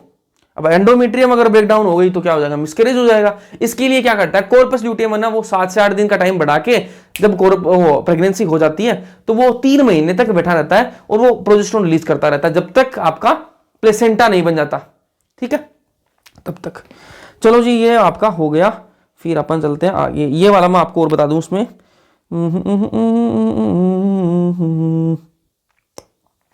ये देखो ये 3 से 5 दिन तक क्या चलती है आपकी? 3 से 5 दिन आपकी चलती है क्या? मेंस्ट्रुएशन ब्लीडिंग चलती है। उसके बाद में फोलिकुलर फेज आ जाता है। उसके बाद में यहां पर आपका ओव्यूलेशन हो जाता है। उसके बाद में क्या होता है? शराबी प्रवस्था होती है। और उसके बाद में वापस अगला चक्र स्टार्ट हो जाता है, नेक्स्ट साइकिल स्टार्ट हो जाती है। चलो जस्ट मिनट कहाँ गया यार? ठीक। ओके, फिर आगे चलते हैं, निषेचन बात करते हैं। फिर अब सारा काम हो गया, अपन ने नर जनन तंत्र पढ़ लिया, स्त्री जनन तंत्र पढ़ लिया, और दोनों गेमेट बना लिए अपन ने, शुक्राणु बना लिए, अंडाणु बना लिए। अब बात करेंगे किसकी? फर्टिलाइजेशन की। फर्टिलाइजेशन को हिंदी में क्या बोलते हैं? निषेचन बोलते हैं। फर्टिलाइजेशन को हिंदी में क्या कहा जाता है? निषेचन। ठीक है, अब देखो स्पर्म को किससे मिलाना है, ओवम से मिलाना है, सीधी सी बात है, स्पर्म को किससे मिलाना है, ओवम से मिलाना है। तो स्पर्म को कहां जाना पड़ेगा, स्पर्म जो है ना वो कहां जाएगा, वेजाइना के अंदर जाएगा, फिर सर्विक्स, फिर यूट्रस, और फिर कहां जाएगा, एम्पूला। कहां जाएगा, एम्पूला, जो फेलोपियन ट्यूब का पार्ट है, मैंने आपको बताया था एम्पूला किसका पार्ट है, फेलोपियन ट्यूब का पार्ट है, तो वहां जाएगा कौन, स्पर्म। अब मैं आपको एक काम की बात और बता दूं, निषेचन या फिर फर्टिलाइजेशन तभी पॉसिबल है, तभी होगा, तभी संभव है जब आपके शुक्राणु और अंडाणु दोनों साथ में एम्पूला में पहुंचेंगे। ठीक है, दोनों साथ में एम्पूला में पहुंचेंगे तभी निषेचन हो सकता है, तभी फर्टिलाइजेशन हो सकता है, अन्यथा नहीं हो सकता। ठीक है, तो स्पर्म एंड ओवम दोनों एक समय एम्पूला में पहुंचेंगे तभी फर्टिलाइजेशन होगा, यही चीज यहां लिखी हुई है। फिर आगे चलते हैं, शुक्राणु की बात करेंगे, तो मतलब जो फर्टिलाइजेशन वो कैसे होता है वो बात करेंगे। ठीक है, शुक्राणु स्पर्म, इंग्लिश में क्या बोलते हैं, स्पर्म बोलेंगे, संपर्क में आता है, किसके संपर्क में आएगा, अंडाणु जो होता है ना, ओवम जो होता है, उसके बाहर एक लेयर होती है, उसके बाहर एक परत होती है। कैसी परत होती है, पारदर्शी परत होती है। उस परत का नाम क्या है, इंग्लिश में जोना पेलुसिडा बोलते हैं उसको, और हिंदी में अंडाणु का पारदर्शी आवरण बोलते हैं। ठीक है, और इंग्लिश में जोना पेलुसिडा। वो जो शुक्राणु है, जो स्पर्म है, वो जोना पेलुसिडा के कांटेक्ट में जैसे ही आएगा तो क्या होगा, तब क्या होगा, जैसे ही कांटेक्ट में आएगा तो क्या होगा, उक्त स्तर में बदलाव प्रेरित करता है। जो बाहर की जो लेयर है ना, जो बाहर की मेम्ब्रेन है ओवम की, जो बाहर की मेम्ब्रेन है, देखो ये ओवम है, ये मेरा हाथ है ना, ये ओवम है, ये जो पेन है मेरा स्पेन, ये स्पर्म है, ये यहां पर आया ऐसे टच हुआ। ठीक है, ऐसे टच हुआ बाहर, ये जोना पेलुसिडा पे टच हुआ है। ठीक है, टच हुआ, टच होते ही क्या होगा, इस मेम्ब्रेन में ये बाहर की जो लेयर है उसके अंदर चेंजेस आएंगे। क्या चेंजेस आएंगे कि ये एक ही स्पर्म आके इसके अंदर जाए, अंदर एक ही स्पर्म जाए, बाहर के दूसरे स्पर्म, एडिशनल स्पर्म ना आ जाए। इसके लिए वो क्या करता है कि बाहर के दूसरे स्पर्म आ गए तो फर्टिलाइजेशन खराब हो जाएगा यार, एक ही स्पर्म फर्टिलाइज कर सकता है। ठीक है, तो एक ही स्पर्म फर्टिलाइज कर सकता है, तो जैसे ये टच होगा, अभी अंदर गया नहीं है, जैसे टच हुआ ये, तो क्या हुआ, जो बाहर की लेयर में चेंजेस ऐसे आ जाएंगे कि दूसरे स्पर्म्स को ये आसपास भटकने भी नहीं देगा। ठीक है, तो यहां रखा है, उस उक्त स्तर में बदलाव प्रेरित करता है और फिर अतिरिक्त शुक्राणुओं के प्रवेश को वर्जित करता है। ये मैंने आपको बताया कि जो एडिशनल जो स्पर्म्स है, अतिरिक्त जो शुक्राणु है, वो उनका प्रवेश जो वो वर्जित हो जाता है। फिर बात करें अग्रपिंडक। ठीक है, ये हो गया, मतलब जो स्पर्म है, मतलब इसने क्या किया, मेम्ब्रेन, ये जो बाहर की लेयर है इसके अंदर चेंजेस आ गए और ये दूसरे स्पर्म को नहीं आने जा रहा। अब कौन है, ये अंडाणु है और ये एक शुक्राणु है, बस दो। ठीक है, ठीक है, हम तुम बस दो कमरे में बंद हो जाए और चाबी खो जाए, वो वाला सीन है भैया, कोई नहीं है बाहर, अंदर सिर्फ दोनों है। अब क्या होगा, अग्रपिंडक। ठीक है, अग्रपिंडक एक्रोसोम, मैंने आपको बताया था कि मैं पूछूंगा फर्टिलाइजेशन के अंदर, जो अग्रपिंडक इंग्लिश में एक्रोसोम बोलते हैं, इसके अंदर मैं आपको बताया था कि इसके अंदर एंजाइम्स भरे हुए हैं जो किस में काम आते हैं, फर्टिलाइजेशन के अंदर काम आते हैं। अब वो यहाँ काम करेंगे, शुक्राणु को अंडाणु के साइटोप्लाज्म में प्रवेश करने में मदद करता है। जो शुक्राणु, देखो जो आपका अग्रपिंडक था, एक्रोसोम था, उसके अंदर बहुत सारे एंजाइम्स भरे हुए थे। अब वो किस काम आएंगे, वो काम किस आएंगे, जो अंडाणु का जो साइटोप्लाज्म है ना, अंदर का जो साइटोप्लाज्म है, जो स्पर्म है उसमें घुसना चाहता है, तो उसमें कौन हेल्प करेगा, यहां पर जो लगा हुआ, यहां पर जो आपका अग्रपिंडक है, वो उसके एंजाइम निकलेंगे और वो उसको अंदर जाने में हेल्प करेंगे। ठीक है, अब ये अंदर चला गया है। ठीक है, अब यहां पर क्या होगा, दूसरा अर्धसूत्री विभाजन समाप्त हो जाता है। और मैंने आपको बताया था कि जो अंडाणु है ना, वो भी बना नहीं है, वो क्या है, सेकेंडरी oocyte ही है, सेकेंडरी oocyte ही है वो। अभी अंडाणु वो ओवम बना नहीं है, क्योंकि ओवम कब बनेगा, वो फर्टिलाइजेशन होने से जस्ट पहले बनेगा। अभी फर्टिलाइजेशन हो रहा है और अब देखो जैसे ही ओवम बनेगा फर्टिलाइजेशन हो जाएगा। अभी बना नहीं है, स्पर्मेटोसाइट है, अब बन जाएगा, वो बन जाएगा कैसे, दूसरा अर्धसूत्री विभाजन अब समाप्त होगा। कब चला था वो, बर्थ से पहले स्टार्ट हुआ था मियोसिस फर्स्ट, और अब जाकर मियोसिस सेकंड खत्म हो रहा है भैया। ठीक है, फर्टिलाइजेशन के टाइम वो खत्म हो रहा है। तो दूसरा अर्धसूत्री विभाजन समाप्त जैसे ही होगा तो अंडाणु बन जाएगा, अंडाणु मतलब ओवम बन जाएगा। तो ओवम जैसे ही बनेगा तो स्पर्म वहां पर वेट कर ही रहा है, तो स्पर्म प्लस ओवम दोनों आपस में फ्यूज हो जाएंगे और क्या बनाएंगे, युग्मनज बनाएंगे। इसको इंग्लिश में क्या बोलते हैं, जाइगोट। ठीक है, तो आपका जाइगोट बन गया, क्या बन गया, जाइगोट बन गया। तो मतलब फर्टिलाइजेशन तो हो गया। अब बात करके किसकी, अंतरोपण की बात करेंगे। किसकी बात करेंगे, अंतरोपण की। फर्टिलाइजेशन करा लिया, अब अंतरोपण कराएंगे, इंप्लांटेशन कराएंगे। ठीक है, तो जो चलो इंप्लांटेशन करवा लेते हैं जल्दी से। चलो जी इंप्लांटेशन चलो इंप्लांटेशन करवाते हैं। ये यहां पर देखो स्पर्म और ओवम मिले, उसके बाद में ये आपका जाइगोट बन गया। जाइगोट के बाद में ये क्या है, ये क्या है, ब्लास्टोमियर बने। ब्लास्टोमियर ये कौन सी स्टेज आ गई आपकी, मोरूला, हिंदी में इसको क्या बोला गया है, तुतक। ठीक है, मोरुला बन गया और मोरुला के बाद में क्या बनेगा आपका ब्लास्टोसिस्ट बनेगा। हिंदी में इसको बोलते हैं कोर्कपुटी। हिंदी में क्या बोलते हैं, कोर्कपुटी बोला जाता है और इंग्लिश में ब्लास्टोसिस्ट बोला जाता है। ये जो बाहर की लेयर है, बाहर की लेयर, इसको क्या बोला गया है, ट्रोफोब्लास्ट। क्या कहा जाता है इसको, ट्रोफोब्लास्ट कहा जाता है। जो कोर्कपुटी के अंदर, जो ब्लास्टोसिस्ट के अंदर क्या है, बाहर की लेयर प्रेजेंट, उसको क्या कहा जाता है, ट्रोफोब्लास्ट। ट्रोफोब्लास्ट। और अंदर वाली लेयर इसको क्या कहा जाता है, inner cell mass. Inner cell mass रे, इनर सेल मास। ठीक है जी, ये आपका इंप्लांटेशन। और इंप्लांटेशन कहां होता है, ये कोर्कपुटी है, ये कोर्कपुटी मतलब ये आपका ब्लास्टोसिस्ट है, ये यहां पर आकर एंडोमेट्रियम के अंदर, एंडोमेट्रियम के अंदर आकर इंप्लांट होता है। ये मैंने आपको बताया था, एंडोमेट्रियम के मैंने दो फंक्शन बताए थे कि तो ब्लीडिंग में ब्रेकडाउन जो लेयर होती है वो कौन होती है, एंडोमेट्रियम में होती है, और इंप्लांटेशन भी किस पे होता है, एंडोमेट्रियम के अंदर। मायोमेट्रियम के मैंने क्या बताया था आपको कि खिंचाव होता है, जब बेबी जो डिलीवर होता है उस टाइम पर खिंचाव होता है उसके अंदर, मायोमेट्रियम के अंदर। चलो अंतरोपण पढ़ लिया अपन ने। चलो जी फिर आगे चलते हैं, फिर बात करेंगे अपरा के हार्मोन। अपरा के हार्मोन, अपरा कौन होता है, अपरा कौन होता है, प्लेसेंटा। प्लेसेंटा को हिंदी में क्या बोलते हैं, अपरा, और अपरा को इंग्लिश में प्लेसेंटा बोलते हैं। तो प्लेसेंटल हार्मोन की बात करेंगे, प्लेसेंटल हार्मोन की बात करेंगे।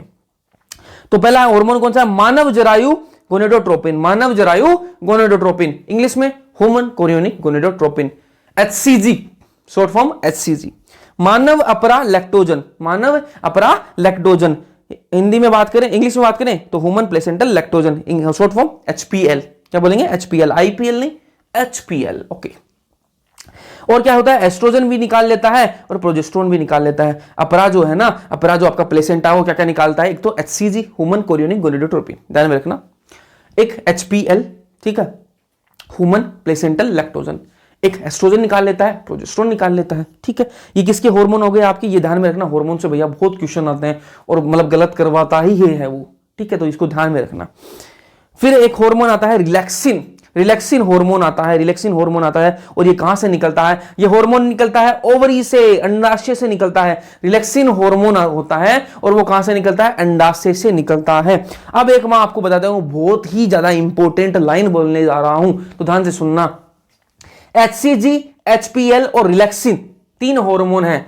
HCG, HPL और रिलैक्सिन, HCG, HPL और रिलैक्सिन, HCG, HPL और रिलैक्सिन। तीन हार्मोन ऐसे हैं जो सिर्फ और सिर्फ प्रेगनेंसी में निकलते हैं, वैसे नहीं निकलते, नॉर्मल लाइफ में नहीं निकलते। प्रेगनेंसी होगी तभी वो तीन हार्मोन निकलते हैं। कौन कौन से, HCG, HPL और रिलैक्सिन। क्वेश्चन पूछ लेता है जी, तो ध्यान में रखना, HCG, HPL और रिलैक्सिन।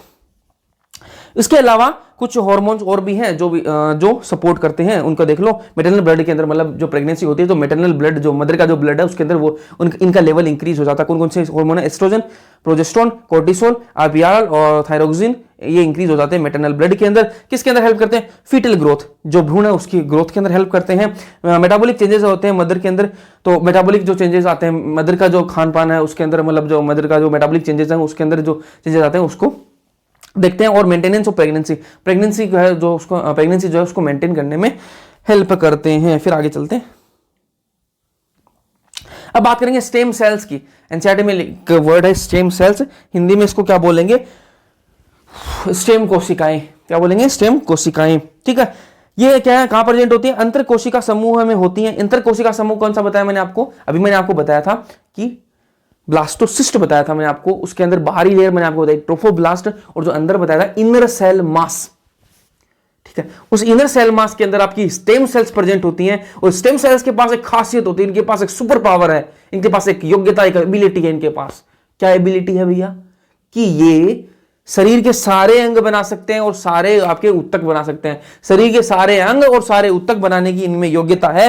ये सभी अंग एवं उत्तकों का उत्पन्न करने की क्षमता रखती हैं। ठीक है, स्टेम सेल्स की बात होगी। फिर अपन अब क्या करेंगे, देखो फर्टिलाइजेशन हो गया, इंप्लांटेशन हो गया, अब क्या करेंगे, अब अपन देखो प्रेगनेंसी चलेगी 9 महीने। अब पहले महीने में क्या क्या हो रहा है, देखो पहला महीना खत्म होने वाला है। ठीक है, प्रेगनेंसी हो गई थी, अब पहला महीना खत्म होने वाला है। पहला महीना खत्म हुआ है तो क्या बन गया, बच्चे का दिल बन गया जी, हार्ट फॉर्म। ठीक है, पहला महीना खत्म हुआ, दिल बन गया।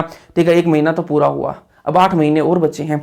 तो एंड ऑफ सेकेंड मंथ, दूसरा महीना पूरा होने वाला है, दूसरा महीना पूरा होने वाला है। अब देखेंगे क्या क्या बन गया, क्या क्या बन गया, इसमें क्या बन गया, पाद और अंगुलियां विकसित हो गई, पाद और अंगुलियां विकसित हो गई। पाद का मतलब हाथ पैर, ठीक है, पाद का मतलब क्या है, हाथ पैर, ठीक है, अंगुलियां मतलब डिजिट्स, ठीक है, आपकी ये अंगुलियां, ठीक है, ये विकसित हो गई है बच्चे के अंदर। दूसरा महीना देख लिया।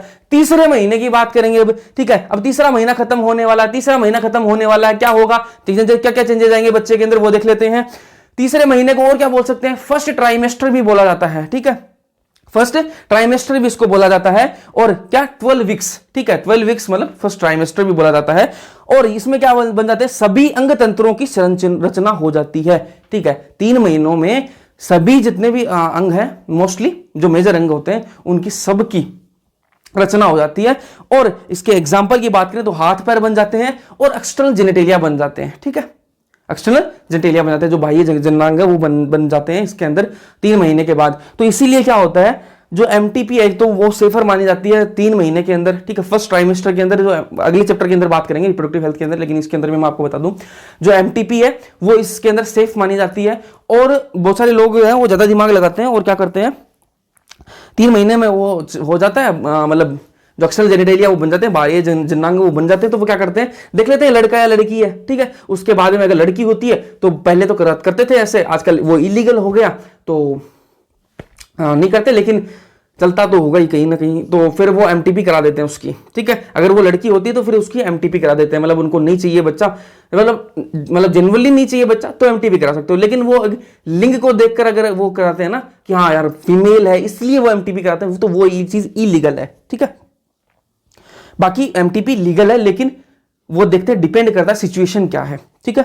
फिर 5वां महीना हो गया, 5वां महीना चल रहा है, 5वां महीना चल रहा है, अब 5वां महीना चल रहा है तो अब क्या होगा, पहली गतिशीलता, ठीक है, बच्चे ने लात मार दी है, पहली गतिशीलता, फर्स्ट मूवमेंट देखा गया है, फर्स्ट मूवमेंट हो गया, बच्चे ने लात मार दी। सिर पर बालों की बाल उग जाते हैं, ठीक है, जो सिर है उस पर बाल उगने लग जाते हैं, छोटे छोटे बाल उगने लग जाते हैं 5वें महीने में। अब 6वां महीना खत्म होने वाला है भैया, 6वां महीना खत्म होने वाला है, 24 वीक सेकंड ट्राइमेस्टर बोलेंगे इसको, ठीक है। इसमें क्या क्या होता है, शरीर पर कोमल बाल आने लग जाते हैं, इसके अंदर शरीर पर छोटे छोटे बाल आने लग जाते हैं, कोमल बाल आने लग जाते हैं 6वें महीने पूरा होने पर। और उसको क्या हो जाता है, आंखों की पलकें अलग अलग हो जाती हैं, ठीक है, आंख देख ये मेरी पलकें हैं, ठीक है, ऐसे मैं खोल सकता हूं ना, ये 6वें महीने के बाद होती है, ठीक है, ऐसे पलकें, ठीक है। और क्या होती है, ब्रोनिया, ठीक है, ब्रोनिया बन जाती हैं। अब ब्रोनिया क्या होती है भैया, ब्रोनिया क्या होती है, लड़कियां जो है उनको पता है, हिंदी इंग्लिश में बात करूंगा, इंग्लिश में बताऊंगा तो सबको पता लग जाएगा। आईलैशेस को हिंदी में ब्रोनिया बोलते हैं। तो ये मेरी आईलैशेस है ना, लड़कियां तो फेक आईलैशेस भी लगाती हैं जब मेकअप करती हैं तो, ठीक है, तो वही है ये आईलैशेस, इसकी बनने लग जाती हैं 6वें महीने के बाद। चलो जी, अब अपन क्या कराएंगे, प्रसव, पार्चुरेशन कराएंगे।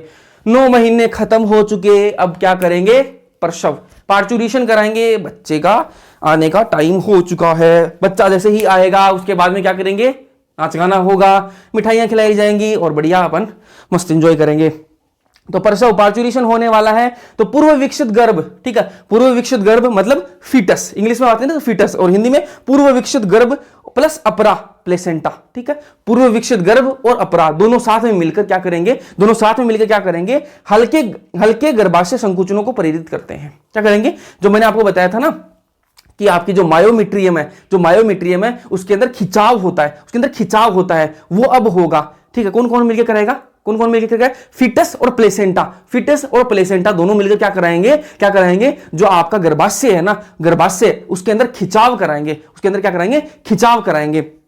और जैसे ही खिंचाव होगा तो क्या होगा, गर्भ उत्क्षेपण परिवर्त कहते हैं, ठीक है, जो खिंचाव होगा उसको क्या बोलते हैं, गर्भ उत्क्षेपण, इसको इंग्लिश में बोलेंगे फीटल इजेक्शन रिफ्लेक्स। क्या बोलेंगे, फीटल इजेक्शन रिफ्लेक्स बोलेंगे, ठीक है। अब जब फीटल इजेक्शन रिफ्लेक्स होगा तब क्या होगा, जो मां की जो प्यूटिटरी ग्लैंड है, जो पीयूष ग्रंथि है, मातृ की जो पीयूष ग्रंथि है, उससे क्या निकलेगा, ऑक्सीटोसिन निकलेगा, एक हार्मोन निकलेगा जिसका नाम क्या होता है, ऑक्सीटोसिन होता है। और वो ऑक्सीटोसिन क्या करता है, जो हल्के जो खिंचाव हो रहा था ना, जो हल्का खिंचाव हो रहा था गर्भाशय के अंदर, अब वो जैसे ही ऑक्सीटोसिन निकलेगा तो वो जो गर्भाशय के अंदर जो हल्का खिंचाव था वो बढ़ जाएगा एकदम से। वो क्या हो जाएगा, वो एकदम से बढ़ जाएगा, जो हल्का खिंचाव था वो एकदम से बढ़ जाएगा, और वो इतना बढ़ जाएगा कि डिलीवरी हो जाएगी, बेबी की क्या हो जाएगी, डिलीवरी हो जाएगी।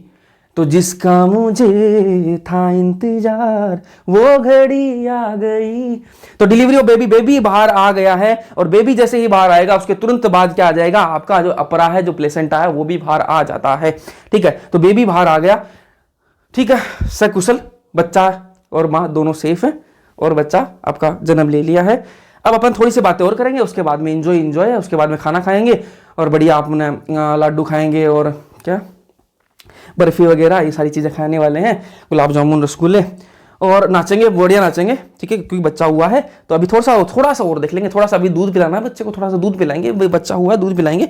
तो दूध पिलाने क्या करेंगे अपन, दूध कौन सा पिलाएंगे, प्रथम स्तन्य या खीस। ठीक है, इंग्लिश में बात करें तो कोलेस्ट्रम बोलते हैं, हिंदी में खीस। ठीक है, खीस नाम आपने सुना होगा, आप गाँव से हो, गाय भैंस रखते हो तो खीस सुना होगा, जो पहला दूध होता है वहां पर उसको भी खीस बोला जाता है। और जो अभी जो मदर है, अभी जो बच्चा हुआ है, जो मदर के जो मिल्क निकलेगा उसको वो कोलेस्ट्रम होता है, जो येलोविश कलर का होता है। ठीक है, इंग्लिश में कोलेस्ट्रम बोलते हैं, हिंदी में उसको खीस या फिर प्रथम स्तन्य बोला जाता है। ठीक है, तो इसके अंदर क्या है, ये फर्स्ट मिल्क है, और इसके अंदर क्या प्रेजेंट है, IgA एंटीबॉडी। इसके अंदर कौन सी एंटीबॉडी है, देखो भाई साहब क्वेश्चन के अंदर आपको घुमाएगा क्वेश्चन के अंदर पक्का घुमाएगा, IgD, IgM, IgE।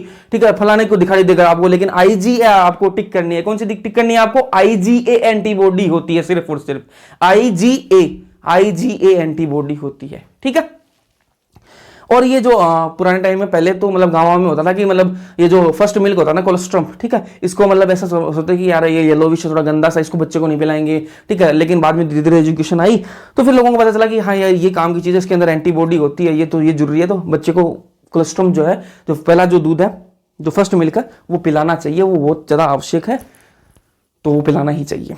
ठीक है, फिर दो तीन चीजें और देख लें, बस दो तीन चीजें और, फिर तो नाच गाना होगा ही।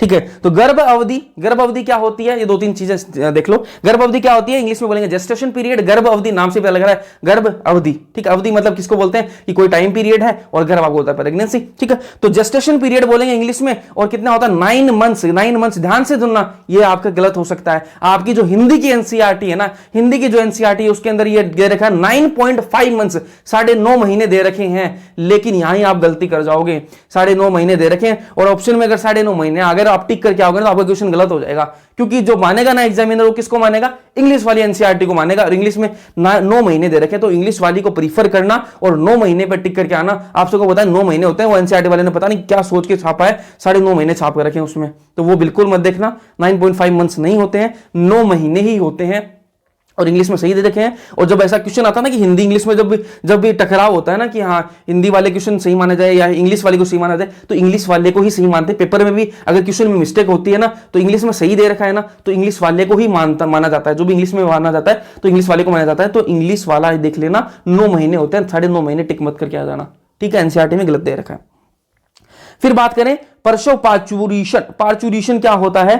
ठीक है, जो बेबी का जो बाहर निकलने की जो प्रक्रिया है ना, ठीक है, जो फीटस है उसके बाहर निकलने की जो प्रक्रिया है उसी को पार्चुरेशन कहते हैं। अभी अपन ने बाहर निकाला है बेबी को, वही होता है। फिर दुग्ध श्रवण, लैक्टेशन, इंग्लिश में लैक्टेशन बोलते हैं, दुग्ध श्रवण क्या होता है, ये स्तन ग्रंथियों में जो प्रेगनेंसी होती है ना, उस टाइम पे जो स्तन ग्रंथियां वो ग्रो कर लाती हैं, मैच्योर हो जाती हैं, और उसके बाद में जैसे ही प्रेगनेंसी खत्म होती है उसके बाद में क्या मिल्क जो है, मिल्क निकलना स्टार्ट हो जाता है, दूध जो निकलना वो स्टार्ट हो जाता है। तो ये क्या है, लैक्टेशन है। ये अपना चैप्टर होगा कंप्लीट, मानव जनन जो चैप्टर है अपना वो कंप्लीट होगा। एक क्वेश्चन ये एनसीईआरटी में भी दे रखा है कि डॉक्टर जब है इंजेक्शन देता है डिलीवरी के टाइम, डॉक्टर इंजेक्शन देता है कि हाँ मतलब इजी हो जाए डिलीवरी जो है वो इजी हो जाए, तो वो इंजेक्शन किस चीज का देता है, ये एनसीईआरटी में लिखा हुआ है, पूछा है, मैं भी आपसे पूछ रहा हूं किस चीज का देता है। तो ध्यान से देखो, स्ट्रॉन्गर कॉन्ट्रैक्शन कब हुए थे, जो आपकी खिंचाव है वो और तीव्र कब हुए थे ऑक्सीटोसिन जैसे ही पिट्यूटरी से निकला था, पीयूष ग्रंथि से जैसे ही ऑक्सीटोसिन निकला था, तो वो जो खिंचाव वो एकदम से बढ़ गया था। तो उसको खिंचाव को एकदम से और बढ़ाने के लिए कुछ महिलाएं ऐसे होती हैं जिनमें ऑक्सीटोसिन जो है वो कम निकलता है, तो ज़्यादा दिक्कत होती है, तो इसलिए क्या करता है डॉक्टर है वो ऑक्सीटोसिन का इंजेक्शन लगा देता है, तो उससे और खिंचाव हो जाता है, तो जिस वजह से जो डिलीवरी है वो हो जाती है। चलो जी, ह्यूमन रिप्रोडक्शन अपना जो मानव जनन है वो अपना कंप्लीट हो चुका है। हिंदी में कहीं थोड़ी सी दिक्कत आती है, बाकी कोई दिक्कत नहीं है। बाकी आपको जैसे भी थोड़ा सा लगे कि हाँ वो इंप्रूवमेंट हो सकता है, तो मुझे किसी ने कमेंट किया था 2-3 ने कि हाँ भाई इसमें थोड़ा और डीपली जाना चाहिए, तो थोड़ा सा डीप जाने की कोशिश की है। बाकी एनसीईआरटी ही आएगी भाई, इतना पढ़ लोगे ना इसको ढंग से तो आप कर जाओगे ये चैप्टर पूरा क्लियर, ठीक है। तो इतना पढ़ लो, बाकी हो जाएगा। मतलब ऐसा आपको मतलब इसमें पीएचडी तो करनी नहीं है, ठीक है, मेडिकल कॉलेज जाना है, तो इतने में इतना कर लोगे ना ढंग से तो मेडिकल कॉलेज पहुंच जाओगे, ठीक है। तो अच्छे से ये कर लो और फिर मिलते हैं नेक्स्ट लेक्चर के अंदर। वीडियो के जैसी भी लगे बताना, कमेंट सेक्शन के अंदर कमेंट करके बताना, और फिर अपन क्या करेंगे, आप मेरे को इंस्टाग्राम पे बता सकते हो, टेलीग्राम पे बता देना, और टेलीग्राम चैनल को ज्वाइन जरूर से करना, वहाँ पर नोट्स वोट्स भी मिल जाएंगे आपको।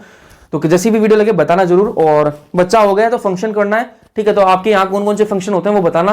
हमारे यहाँ तो अलग अलग टाइप के फंक्शन होते हैं, जलवा छोटन ऐसे होते हैं हमारे, तो इधर तो राजस्थान में ऐसा होता है। आपके यहाँ कौन कौन से फंक्शन होते हैं मेरे को जरूर से बताना, कि बच्चा होने के बाद में क्या क्या जो रिचुअल्स होते हैं वो कौन कौन से होते हैं, कौन कौन से रस्में होते हैं, वो सारी बताना कमेंट करके। और बच्चा हो गया तो जरूर से मिठाई खाना और आज डांस करना, ठीक है। नेक्स्ट लेक्चर के अंदर मिलते हैं। Thank you so much.